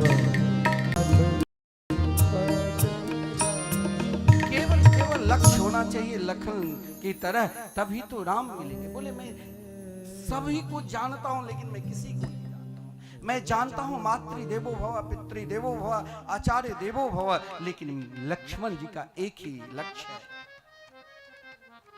जिनमें सब कुछ देखता था, गुरु भी, पिता भी, माता भी, वो किसे? तो वो एकमात्र प्रभु श्री राम ने। मेघनाद को वही मार सकता था जो 14 वर्ष नारी और निद्रा को त्याग दे। और महाराज अगर लक्ष्मण जी ने प्रभु श्री राम के साथ वन में 14 वर्ष रहे तो 14 वर्ष तक निद्रा और नारी को नहीं त्यागा, बल्कि निद्रा नारी के साथ अन्य जल को भी त्यागा। ये शक्ति कहां से मिली? यही शक्ति तो उर्मिला शक्ति है। ये उर्मिला शक्ति है, ये लक्ष्य है। उर्मिला शक्ति क्या है? आपके अंदर का जो लक्ष्य है, हम लक्ष्य से क्यों भटक जाते हैं? क्योंकि मेरे अंदर अपनी शक्ति पर विश्वास नहीं है। जब हम उन शक्ति पर, उर्मिला शक्ति पर विश्वास करेंगे, तभी तो अपने लक्ष्य को हम पूर्ण कर पाएंगे। नहीं तो वहीं हम रहेंगे, उसी जगह पर स्थिर हो जाएंगे, उसी जगह पर महाराज हम मर जाएंगे। लखन लाल जी ने 14 वर्ष तक निद्रा, नारी और अन्न को त्याग दिया था। जिस समय प्रभु श्री राम जंगल से लौटकर रावण पर विजय श्री प्राप्त कर लौटे और सिंहासन पर बैठे, तो वशिष्ठ जी ने कहा कि अब आप भोजन करिए। बोले क्यों? बोले 14 वर्ष तक लखन लाल जी कुछ नहीं खाया। भगवान ने कहा मैं जानता हूं निद्रा और नारी को 14 वर्ष त्याग दिए, लेकिन जब मैं कंद मूल खाता तो लक्ष्मण को भी खिलाते। वशिष्ठ जी ने लखन लाल जी को बुलाया। लखन लाल जी के लक्ष्य है प्रभु श्री राम के शरण में, प्रभु श्री राम के निकट आकर कहा कि प्रभु मैंने जो फल आपने दिया उसे प्रसाद स्वरूप मैं लक्ष्य बनाकर, ये उर्मिला की शक्ति है जो आज भी महेंद्रगिरी पर्वत पर सुरक्षित है, लेकिन 4 दिन वर्जित है। जिस दिन प्रभु श्री राम अयोध्या को छोड़कर बन गए, जिस दिन सूचना मिली महाराज दशरथ पधार गए, उस दिन नहीं खाए थे। 2 दिन, जिस दिन माता जानकी के रावण ने अपहरण किया उस दिन, और जिस दिन मेघनाद के द्वारा लक्ष्मण जी को बांध लगे, ये 4 दिन छोड़कर संपूर्ण प्रसाद विषय ही रखा था। प्रभु श्री राम के नेत्र सजल हो गए, वही कृष्णा अवतार में श्री बलदेव भैया के रूप में आते। ये एक लक्ष्य है, और जब आपके लक्ष्य सही है, निष्ठा सही है, तो आपके अंदर वो शक्ति है उर्मिला शक्ति, जो कभी भी वो शक्ति रहेगी तो आप किसी भी अवस्था में हम विचलित नहीं होंगे। हम हर अवस्था में, हर समय हम स्वयं को अपने आप धैर्यवान हैं। और जब उर्मिला शक्ति है, तब ही हम सबके अंदर जो सर्वश्रेष्ठ एक शक्ति है, जिस शक्ति का नाम है मांडवी शक्ति। और मांडवी किसको मिला? तो महाराज भरत जी को। और भरत जी प्रभु श्री रामचंद्र के सबसे प्रिय यानी उनकी आत्मा है, उनके प्रेम की विग्रह अगर कोई है तो भरत है। भरत को मांडवी शक्ति के प्राप्त हुआ। भरत तो एकमात्र जीवन में सबसे अधिक अगर कठोर आराधना की तो भरत जी। भरत चरित्र भी विलक्षण है और इन शक्तियों के प्राप्त होने के बाद भी भरत जी अपने धैर्य नहीं, अपने विश्वास नहीं खोया कि प्रभु श्री राम आएंगे। चाहे महाराज उन खरों की पूजन की, लेकिन भरत जी एक पल भी श्री राम के नाम से अलग नहीं हुए। फिर आप आनंद को प्राप्त करोगे। बहुत लोग कहते हैं हमें सुख नहीं मिलता है, हमें आनंद नहीं मिलता। आपकी शक्ति में कहीं ना कहीं कोई कमी है। आनंद तो है, क्योंकि आनंद के सागर हम श्री राम के शरण में हैं। गोस्वामी जी वर्णन करते हैं क्या, जो आनंद सिंधु सुख राशि, जो आनंद सिंधु सुख राशि, करते लोक सुखासी, सी करते लोक सुखासी। सो सुख धाम राम से नामा, सो सुख धाम राम से नामा, अखिल लोक जगदीश धामा, अखिल लोक जगदीश धामा। जीवन में सभी को शांति चाहिए, आनंद चाहिए। तो जिन शक्तियों के विषय में मैं का शरण से आगे आगे चलते रहो तो प्रभु श्री राम जहाँ आनंद ही है। आइए हम सब भी अयोध्या में आनंद, एक भजन का आनंद लेते हुए, बधाई का आनंद लेते हुए पुनः हम सब श्री कृष्ण कथा में प्रवेश करेंगे। आइए हम सब भाव के साथ बधाई का आनंद ले और ताली सेवा करते हुए।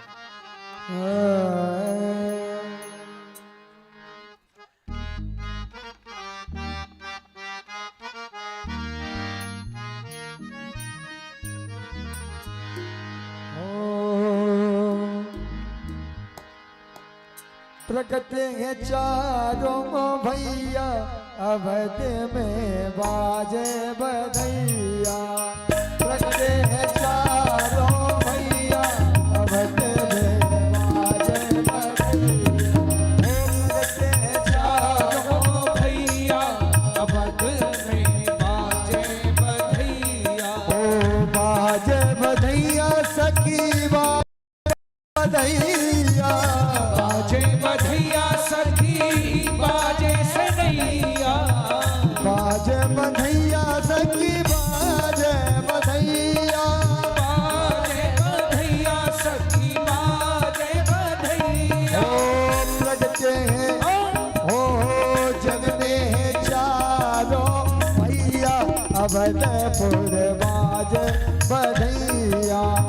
लगते हैं चारों भैया, अवधपुर बाजे जय हो।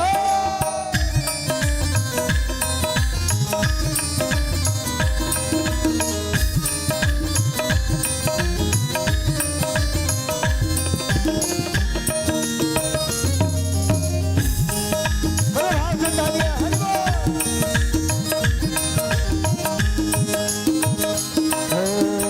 गलिनी गलिनी में धूम मची गए, गगन में धूम मची है, हो धूम मची है देखो, धूम मची है देखो, धूम मची है देखो। हो धूम मची है। ओ गलिनी गलिनी में धूम मची है, गलिनी गलिनी में धूम मची है।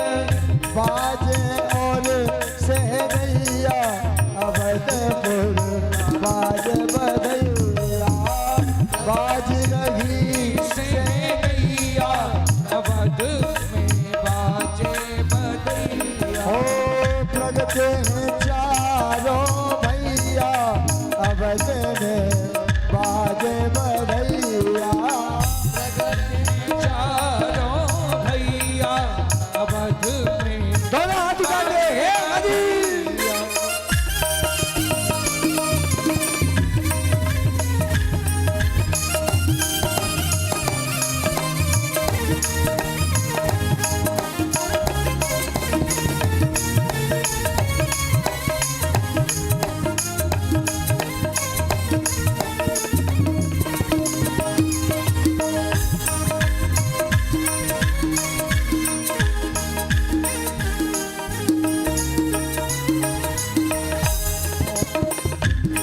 हो जगमग जगमग दिया जलत हो है जगमग जगमग दियरा जलत है हो जगमग जगमग दिया जलत है जगमग जगमग दियरा जलत है हो झिलमिल होते अटरिया अवध में बाजे बधैया झिलमिल होते अरगिया अवध में बाजे बधैया हो कौन लुटावे हीरा मोती कौन लुटावे हीरा मोती हो कौन लुटावे रुपैया अवध में बाजे बधैया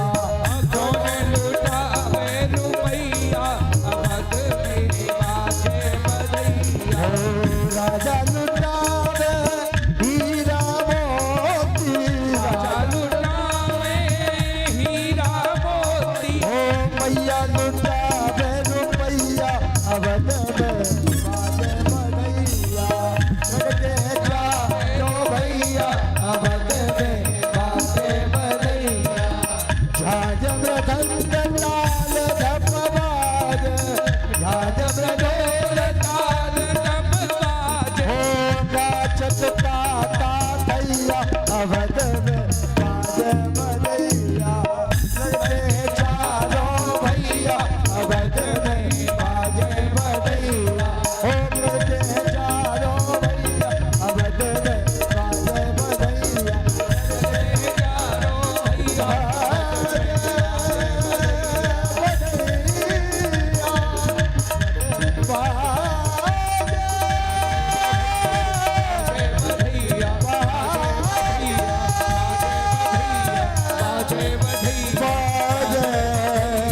बाजे बधैया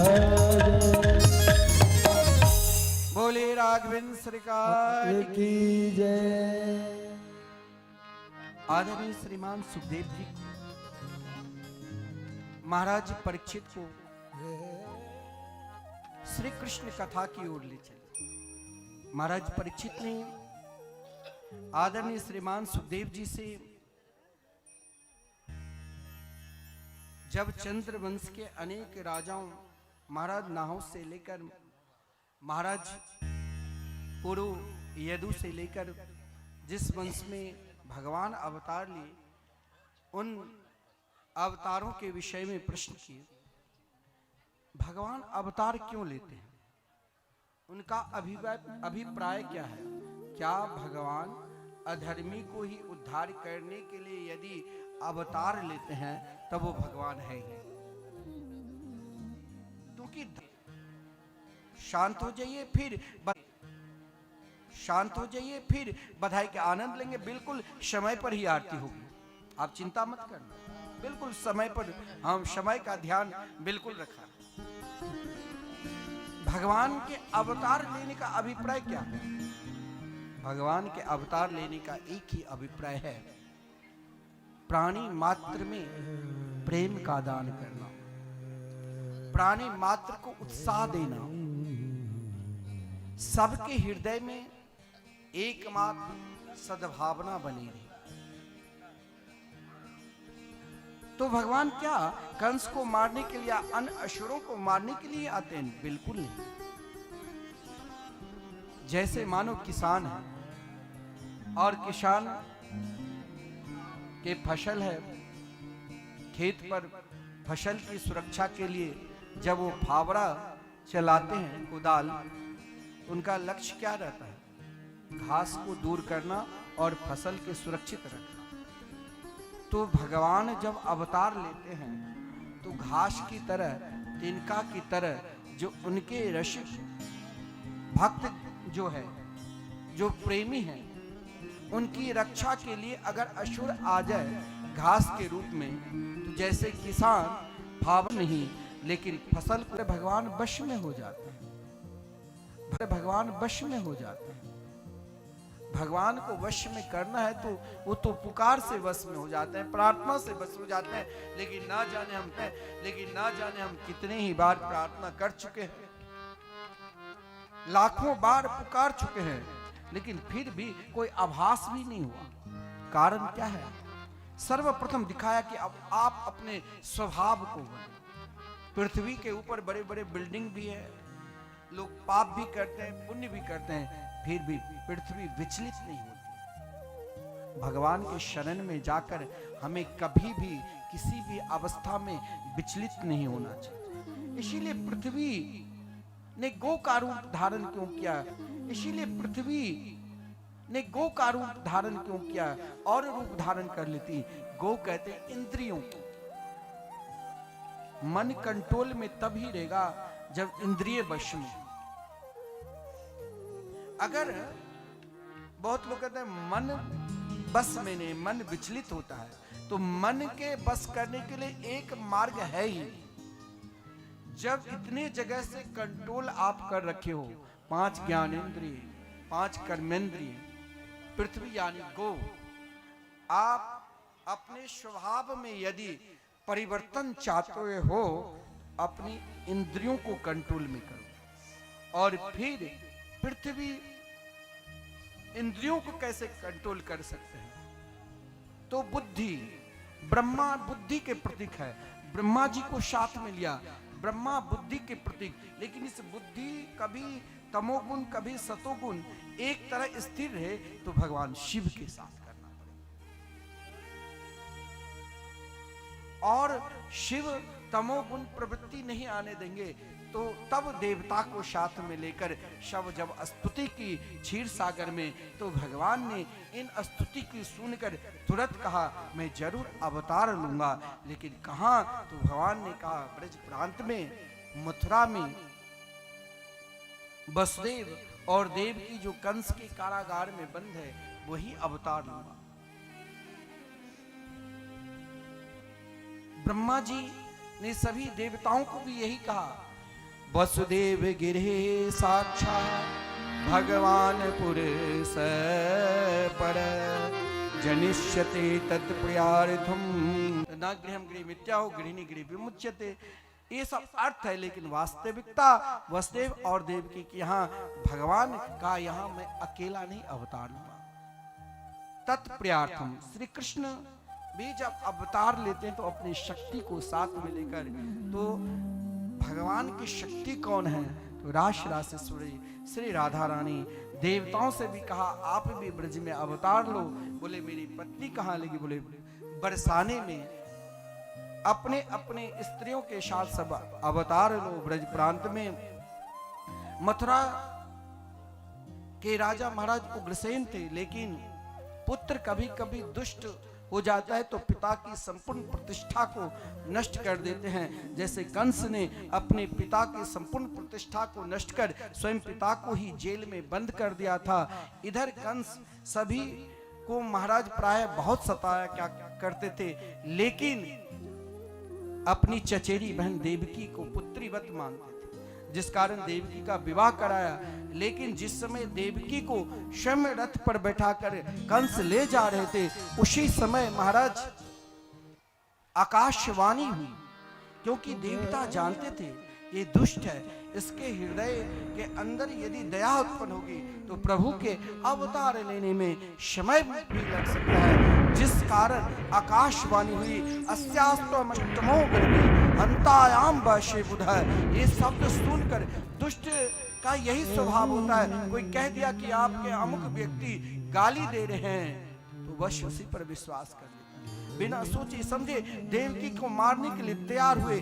लेकिन एक पति कहलाने के लिए तब योग्य है जो हर प्रकार की पत्नी की सुरक्षा करे। वसुदेव जी ने सोचा जब तक मेरे शरीर में प्राण है तब तक हम जरूर रक्षा करें। कंस को बहुत समझाया, महाराज कहा गया है मूर्ख को बस में करना है तो उनकी प्रशंसा करने लग जाओ, वो अपने आप बस में हो जाएगा। और विद्वान को वश में करना है तो वो अपनी सज्जनता के द्वारा ही बस में कर सकते हो।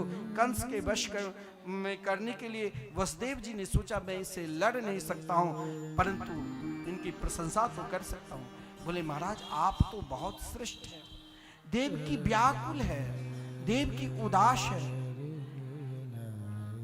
अभी अभी उत्सव चल रहा था और उत्सव में अभी अभी शोकाकुल हो गए सब। वसुदेव जी ने कंस को बहुत समझाया कि महाराज कोई ऐसा कार्य करो जो मरने के बाद अगर किसी की निंदा होती है तो मान लेना वो व्यक्ति नरक में है।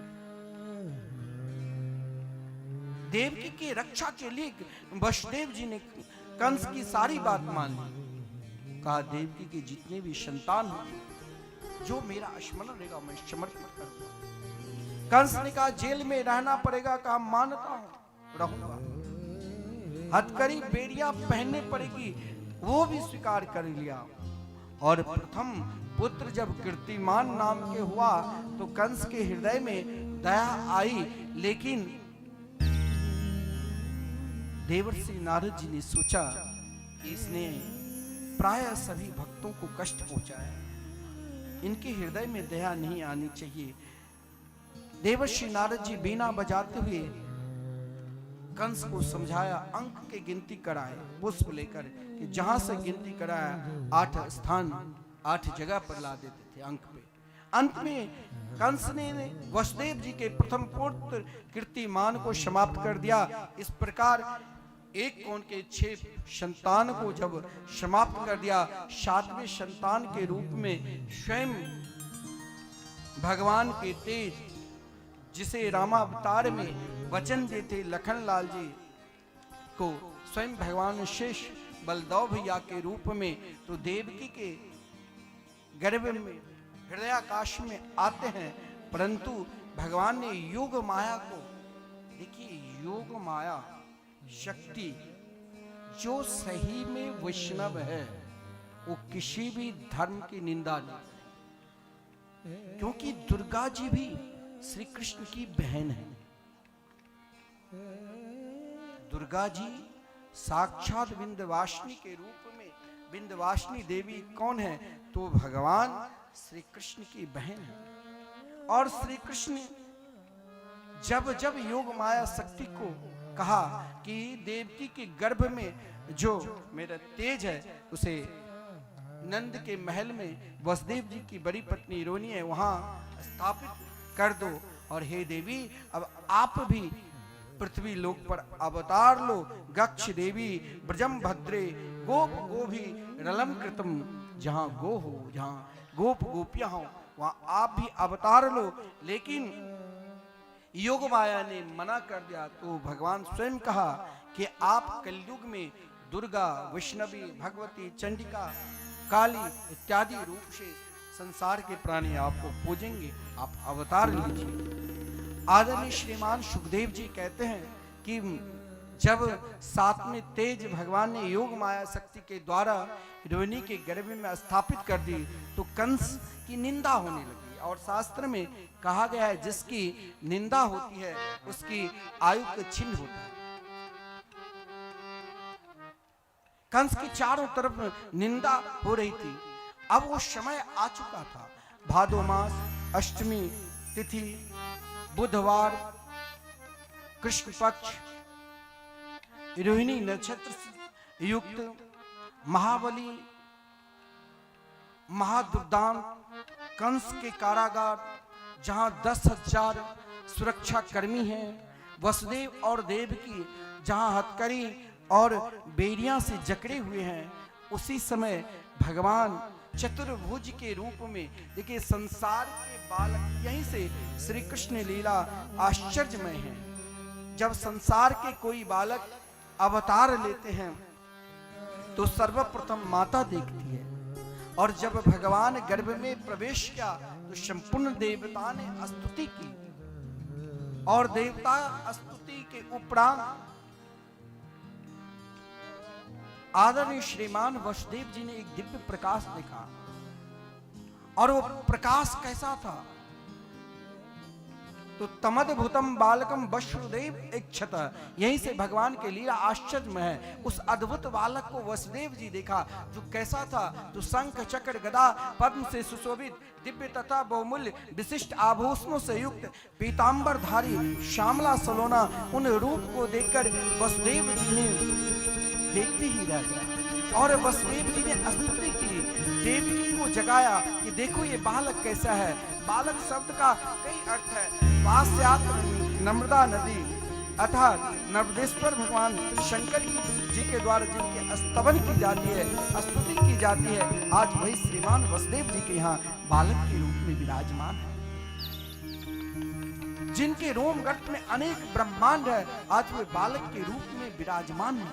वसुदेव जी ने स्तुति की, फिर माता देवकी ने स्तुति की। तो कभी कभी क्या होता है, हम उपासना किसी और देवी देवता के कर रहे हैं, लेकिन वो नहीं मिलकर कोई और मिल जाता है तो एक शंका हो जाती है। जैसे देवकी के अंदर शंका हो, देवकी के अंदर ये शंका हुई कि मैंने तो बाल रूप में उपासना किया और यहाँ चतुर्भुज रूप में। कहा प्रभु आप चतुर्भुज रूप में क्यों आए? भगवान ने कहा याद करो, जब आपने स्वयंभू मनवंतर से पूर्व जब आप विष्णु गर्भ से विख्यात में हुए और आप दोनों ने कठोर तपस्या की, तो मेरे रूप को देखकर, यही रूप को देखकर आप मेरे समान पुत्र चाहा। तो मैं जब जब आप आए तब मैं भी आया। पहले विष्णु गर्भ से विख्यात, फिर आप दोनों जब कश्यप अदिति बने तो मैं वामन के रूप में। अभी आप दोनों, वसुदेव जी कौन है? तो वेदो यम वसुदेवस्यात्, समस्त वेद का सार तत्व, संपूर्ण धर्म का सार तत्व वसुदेव है। और देवकी सर्व देवता, समस्त देवता का तेज ही देवकी के रूप में है।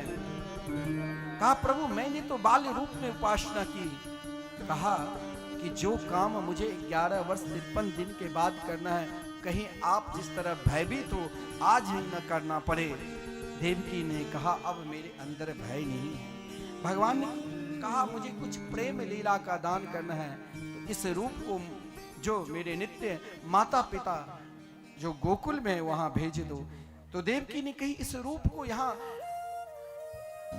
10,000 सुरक्षा कर्मी है, हथकड़ी बेड़ियां लगी है, मैं कैसे ले जाऊं? भगवान ने कहा जब जीव एक मात्र मेरे चरणार बिंद के आश्रित हो जाते हैं तो संपूर्ण बंधन से मुक्त हो जाते हैं। उसी समय महाराज हथकड़ी बेड़ियां खुल गई। सब के सब आज प्रहरी गहरी नींद में सो रहे हैं। नींद क्यों आ रही थी? रात्रि के 12 बजे, भादों की मास है, शुक्ल पक्ष है, अंधकार ही अंधकार। आज वहां प्रकाश, पहले वो व्यवस्था नहीं थी प्रकाश की। लोग के घर में प्रकाश होता था तो कुछ देर के लिए, जब सो जाए तो प्रकाश बंद हो जाता था। वहां अंधकार ही अंधकार, लेकिन वहां एक ही प्रकाश बंद है। वो बभुआ प्राकृता शिशु, वो छोटा सा शिशु है, जहां एक छोटी सी टोकरी भी योग माया शक्ति ने प्रकट कर दिया। वसुदेव जी ने उस टोकरी में रखकर उनके रूप को निहारने लगे। और जब उस रूप को श्रीमान वसुदेव जी ने निहारा तो देवकी भी निहारती रह गई। और जब देवकी निहारी तो उस रूप को आज देखने के लिए समस्त ऋतुएं भी निहारने लग गई। और जिस समय भगवान ने अवतार लिया उसी समय संपूर्ण ऋतुएं भी श्री कृष्ण के दर्शन करने के लिए उपस्थित हो गए। क्योंकि महाराज उस समय रात्रि के समय वहां बधाई कौन गाए? तो चिड़िया की आवाज हो रही थी। तो चिड़िया की आवाज होने के कारण मानो बसंत ऋतु आज से बसंत ऋतु का प्रारंभ। अपने आप नदी में कमल खिल चुके थे। कमल रात्रि के समय नहीं खिलता है, मानो आज ग्रीष्म ऋतु भी उपस्थित हो चुकी है। मंद मंद बारिश हो रही थी, क्योंकि जब वसुदेव अपनी टोकरी में कन्हैया को ले जा रहे थे, शेष भगवान छतरी का काम किया। मंद मंद जो बारिश हो रही थी, मानो वर्षा ऋतु भी आ चुकी। कमल सब के सब वहां पर खिले हुए कृष्ण की स्वागत कर रहे थे, मानो वहां शरद ऋतु भी आ चुकी। जो कंस के डर से हवन में अग्नि प्रज्वलित नहीं हो रहा था, वो अग्नि अपने आप प्रसन्नता में प्रज्वलित होने लग गए। अब सब हवन करेंगे, तो हेमंत ऋतु वहां पर उपस्थित हो चुकी थी। भादो मास में नदी का जल साफ नहीं रहता है, लेकिन यहाँ जल के विषय में कहा निर्मल हो चुका है, मानो शिशिर ऋतुएं भी वहां पर उपस्थित होकर कृष्ण के दर्शन कर रहे थे। उस समय संपूर्ण ऋतुएं आकर मानो उस रूप माधुरी को निहार रहे थे। बादल आज प्रसन्नता में बादल अपने आप को कृष्ण के रूप को देखकर स्वयं मतवाले होकर बार बार बारिश कर रहे थे। वसुदेव जी ने टोकरी में ले जाकर जब यमुना की धारा देखा, आज यमुना की धारा में जो प्रसन्नता थी, मानो संपूर्ण नदियां आकर कृष्ण लीला में उपस्थित हो गए। लेकिन भगवान ने उन नदियों को भी समझाया कि मेरे साथ मेरे पिता भी है, और यमुना जी को भी समझाया, यमुना तू तो मेरी पटरानी है, तू तो थोड़ी सी लज्जा शर्म करो।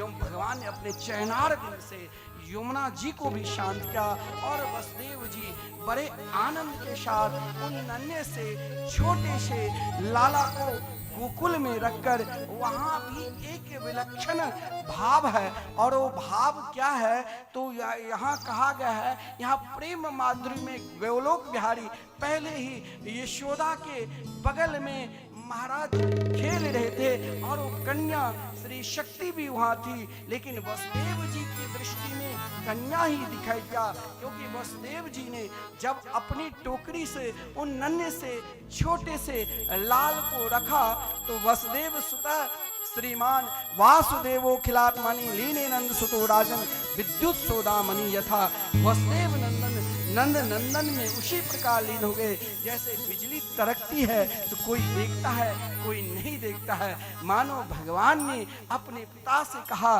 कि कृष्णा अवतार में मुझे प्रेम लीला का भी दान करना है, और मुझे गीता का भी दान करना है। जो संसार के प्राणी गीता की उपदेश लेकर अपने आप को जीने की कला समझे, इसीलिए यहाँ पर भगवान ने एक रूप से पिता को यह भी दिखा दिया कि ये प्रेम लीला अब यहाँ से प्रारंभ होगा। वसुदेव जी ने पुनः उस कन्या को टोकरी में रखकर मथुरा पहुंचे। जो ही मथुरा पहुंचे तो पुनः हथकड़ी बेड़ियां लग गई, फाटक अपने आप जो खुल चुका था सब बंद हो गए। कंस को सूचना मिली, कंस दौड़ते हुए आया, जब दौड़ा गिर पड़ा, अमंगल पहला अमंगल हो चुका था। फिर भी कंस नहीं समझा, जब उस कन्या को मारने की कोशिश की तो कन्या ने कंस को ही एक लात जिमा दिया, और आकाश मार्ग में अष्टभुजी के रूप में विंध्यवासिनी के रूप में चली गई, और कहा तेरे मारने वाले ब्रज में कोई जन्म ले लिया है। कंस अब शोक में है, लेकिन आज संपूर्ण ब्रह्मांड, ब्रज शब्द का अर्थ है व्याप, आज संपूर्ण ब्रह्मांड में उत्सव है। आज सब गा रहे हैं, आज केवल गोकुल की नगरी में ही नहीं, केवल वृंदावन में ही नहीं, संपूर्ण ब्रजमंडल में, संपूर्ण ब्रह्मांड में देवता भी नाच रहे हैं, और महाराज ब्रजवासी भी नाच रहे हैं, संत भी नाच रहे हैं, भक्त भी नाच रहे हैं, और नंद बाबा भी नाच रहे हैं। नंद बाबा के हृदय में भी बहुत प्रसन्नता हुई जब सुना कि लाला भयो है। लाला नाम सुनते ही आदरणीय श्रीमान सुखदेव जी ने कहा, देखो कितने महाभाग्यशाली है नंद बाबा। नंदस्त्वात्मज उत्पन्ने जाता हलादो महामना, आहूय विप्रवेदज्ञा अस्नात सुचिरलंकृत। आज नंद बाबा के हृदय में इतनी प्रसन्नता है, इतनी प्रसन्नता है कि आज नंद बाबा मानो जो 88 वर्ष के अवस्था में लाला हुए हैं, आज उनके लिए तो युवा अवस्था की तरह ये प्रसन्नता है।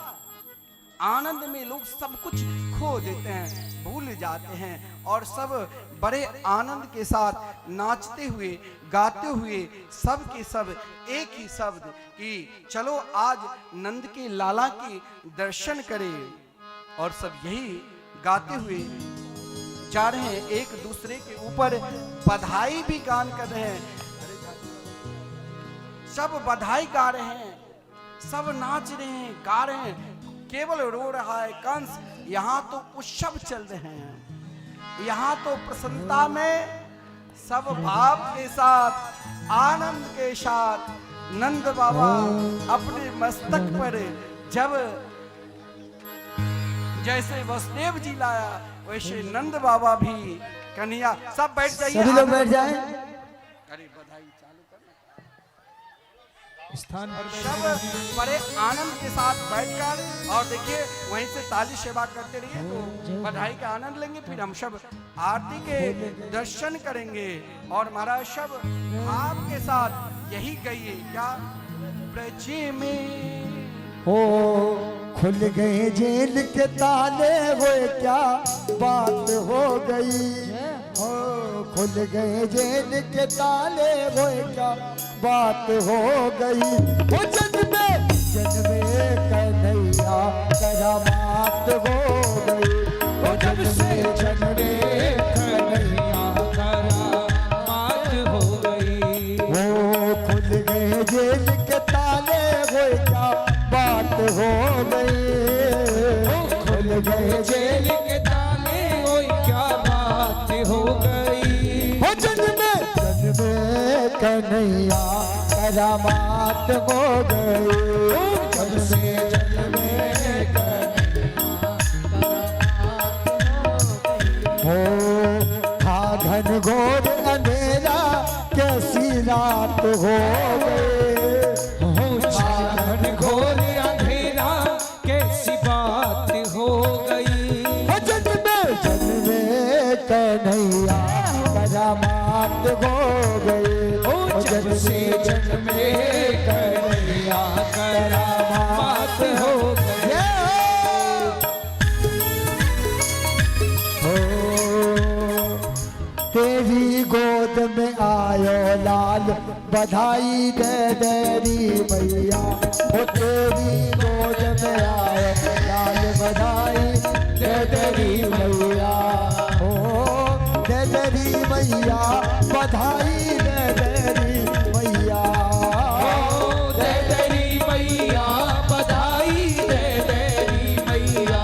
हो झूले हो झूले हो झूले बलराम गोपाल, बधाई दे देरी मैया।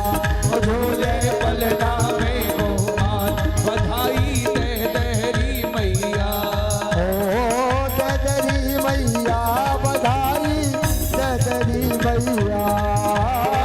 दे तेरी मैया, बधाई दे तेरी मैया। हो तेरी ऐसे ही ब्रजवासी खड़े रहे, ब्रजवासी सब नाचते गाते और बधाइयां दे रहे हैं क्या। और झूले बलराम गोपाल, बधाई दे देरी मैया। हो झूले बलराम गोपाल, बधाई दे तेरी मैया। हो दे देरी मैया, बधाई दे देरी मैया। हो दे तेरी मैया, बधाई दे तेरी मैया। तेरी गोद में आयो लाल, बधाई दे देरी मैया। तेरी गोद में आयो लाल, बधाई दे तेरी मैया। दोनों हाथ उठा के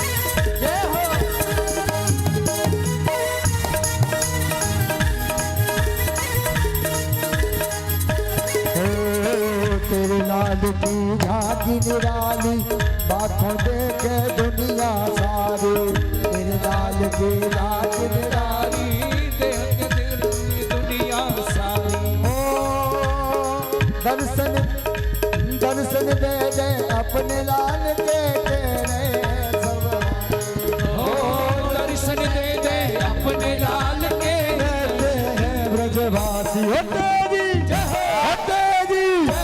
तेरी गोद में आयो लाल बधाई दे तेरी मैया तेरी गोद में आयो लाल बधाई है तेरी मैया। हो दे हमको मोटर गाड़ी ब्रजवासी सब कहते मैया ओ दे दे हमको मोटर गाड़ी।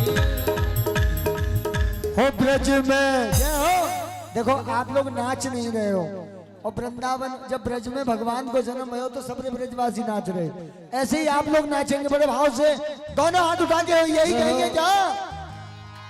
ओ ब्रज में है रही जय जयकार नंद घर लाला जायो है। ओ ब्रज में है रही जय जयकार नंद घरी लाला जायो है।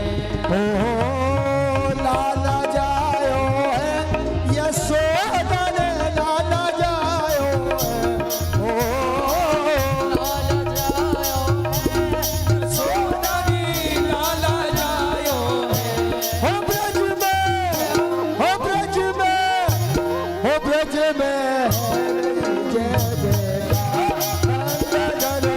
लाला जायो है। ओ ब्रज में है रही जय जयकार नंद घरी लाला जायो।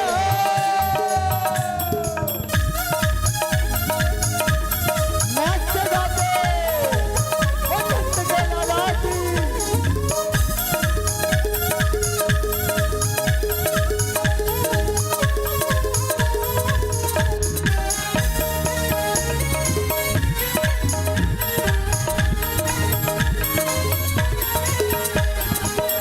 हो ग्वाल बाल सब हिल मिल गावे यूथ के यूथ नंद घर आवे ग्वाल बाल सब हिल मिल गावे यूथ के यूथ नंद घर आवे। ओ ब्रह्मानंद समान आज सुख सबने पायो है।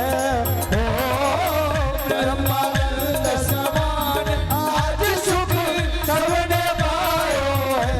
ओ ब्रज में ओ ब्रज में ओ ब्रज में रही जय जयकार नंद घर लाला जायो है। ब्रज में है जय जयकार नंद घरी लाला जायो है।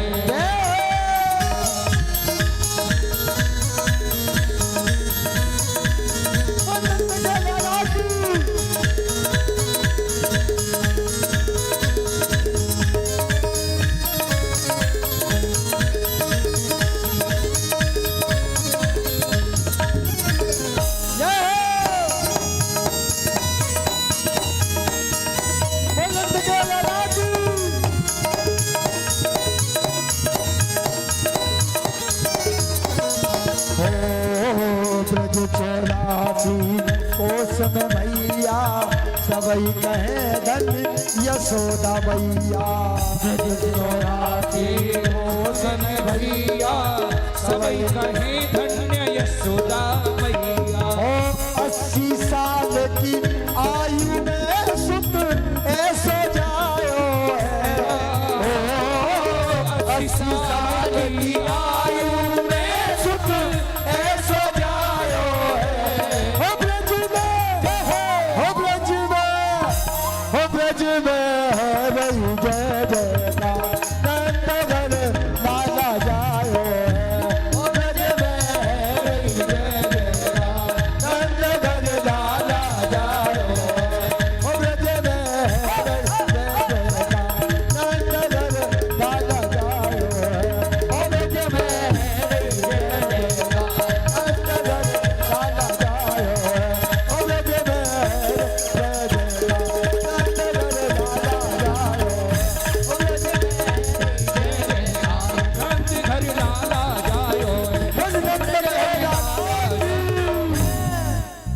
सब नंद के आनंद भयो जय कन्हैया लाल की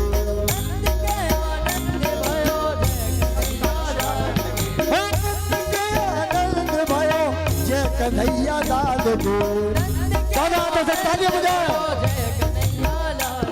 हो जय कन्हैया लाल की जय बोलो गोपाल की कन्हैया लाल की जय बोलो गोपाल की हो जय कन्हैया लाल की जय बोलो गोपाल के जय कन्हैया लाल की जय बोलो गोपाल की आनंद मगन भयो जय हो नंद लाल को आनंद मगन भयो जय हो नंद लाल की आनंद के आनंद भयो जय कन्हैया लाल को नंद के आनंद भयो जय कन्हैया लाल की ओ गोविंद गोकुल आयो गोविंद गोकुल आयो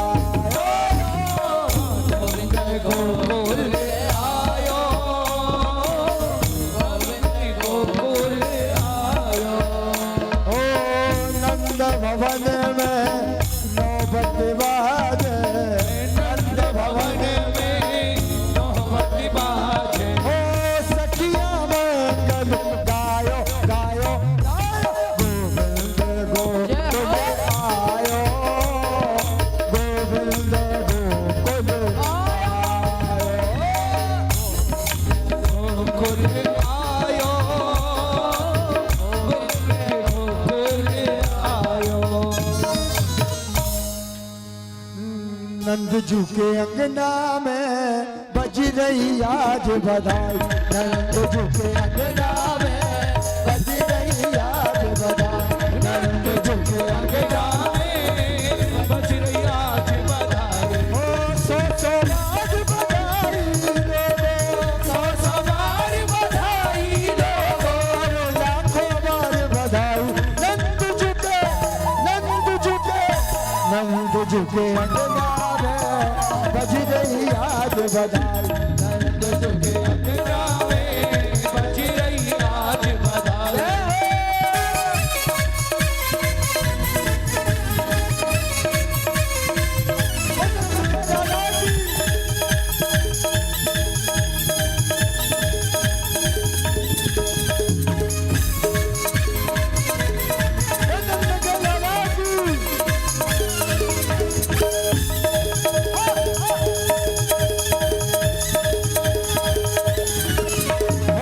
चमत्कार सा हो गया लोगो हो गई बात निराली हो गई बात निराली हो गई बात निराली ओ राती ही नंद बाबा की राती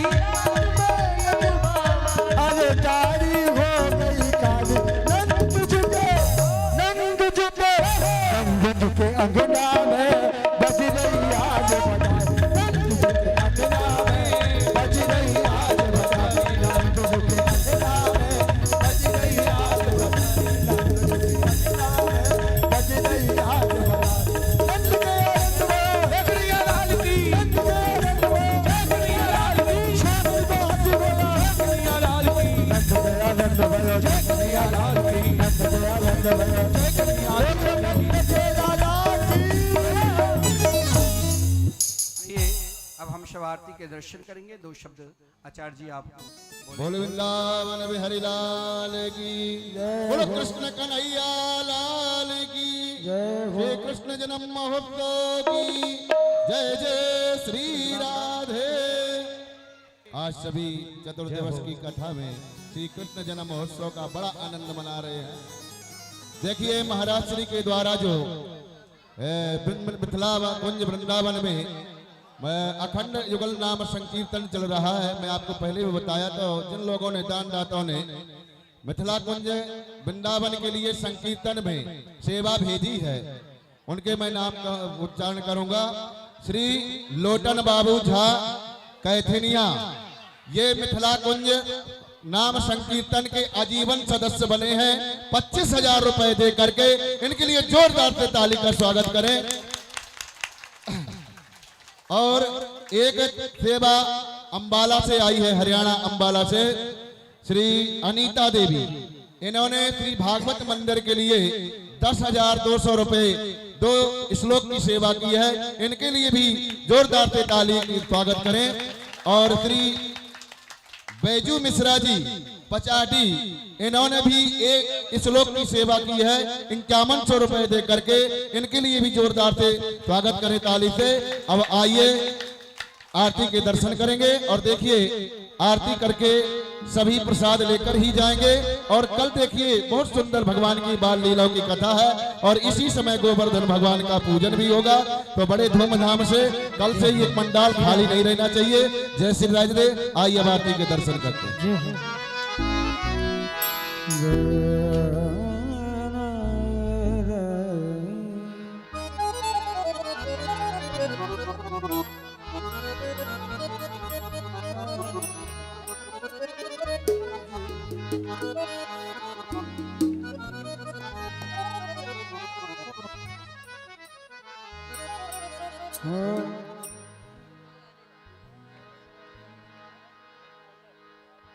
हरिः ओम चंद्रमा मनसो जात चक्षुः सूर्यो अजायत श्रोत्रद्वैश्रवणाशमुखार्दग्निरजायत।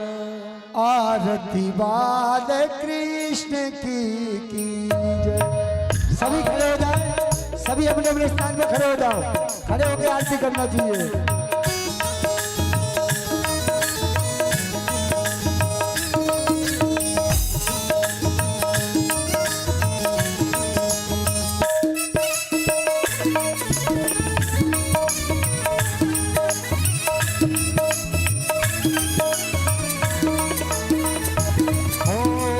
आरती बाल कृष्ण की जय।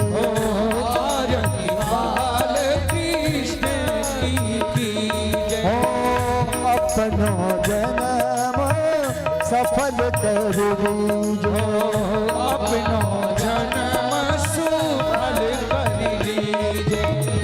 श्री यशोदा को परम दुलारो।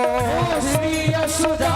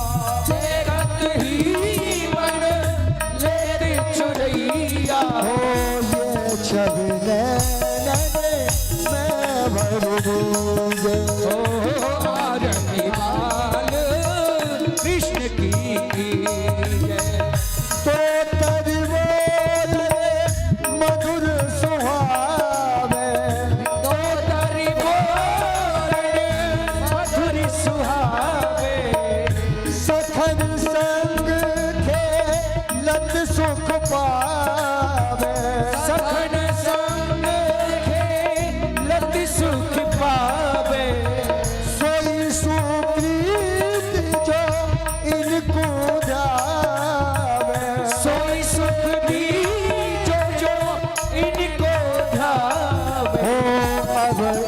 तो अपनों कर दीजिए आरती बार कृष्ण की आरती बार कृष्ण की ओम कर्पूर गौरम सर्वावतारम संसारधारम मुद्गेहारम सदा वसंतम हृदयारविंदे भवं भवामि सहितं नमामि तुमेव माता कपिला तुमेव बन्धु साक्षात् राधे तुमेव विद्या तमेव तुमेव शरणं मम देव देवा हरे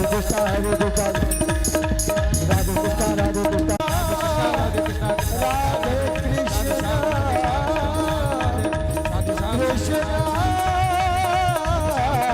कृष्ण राधे कृष्ण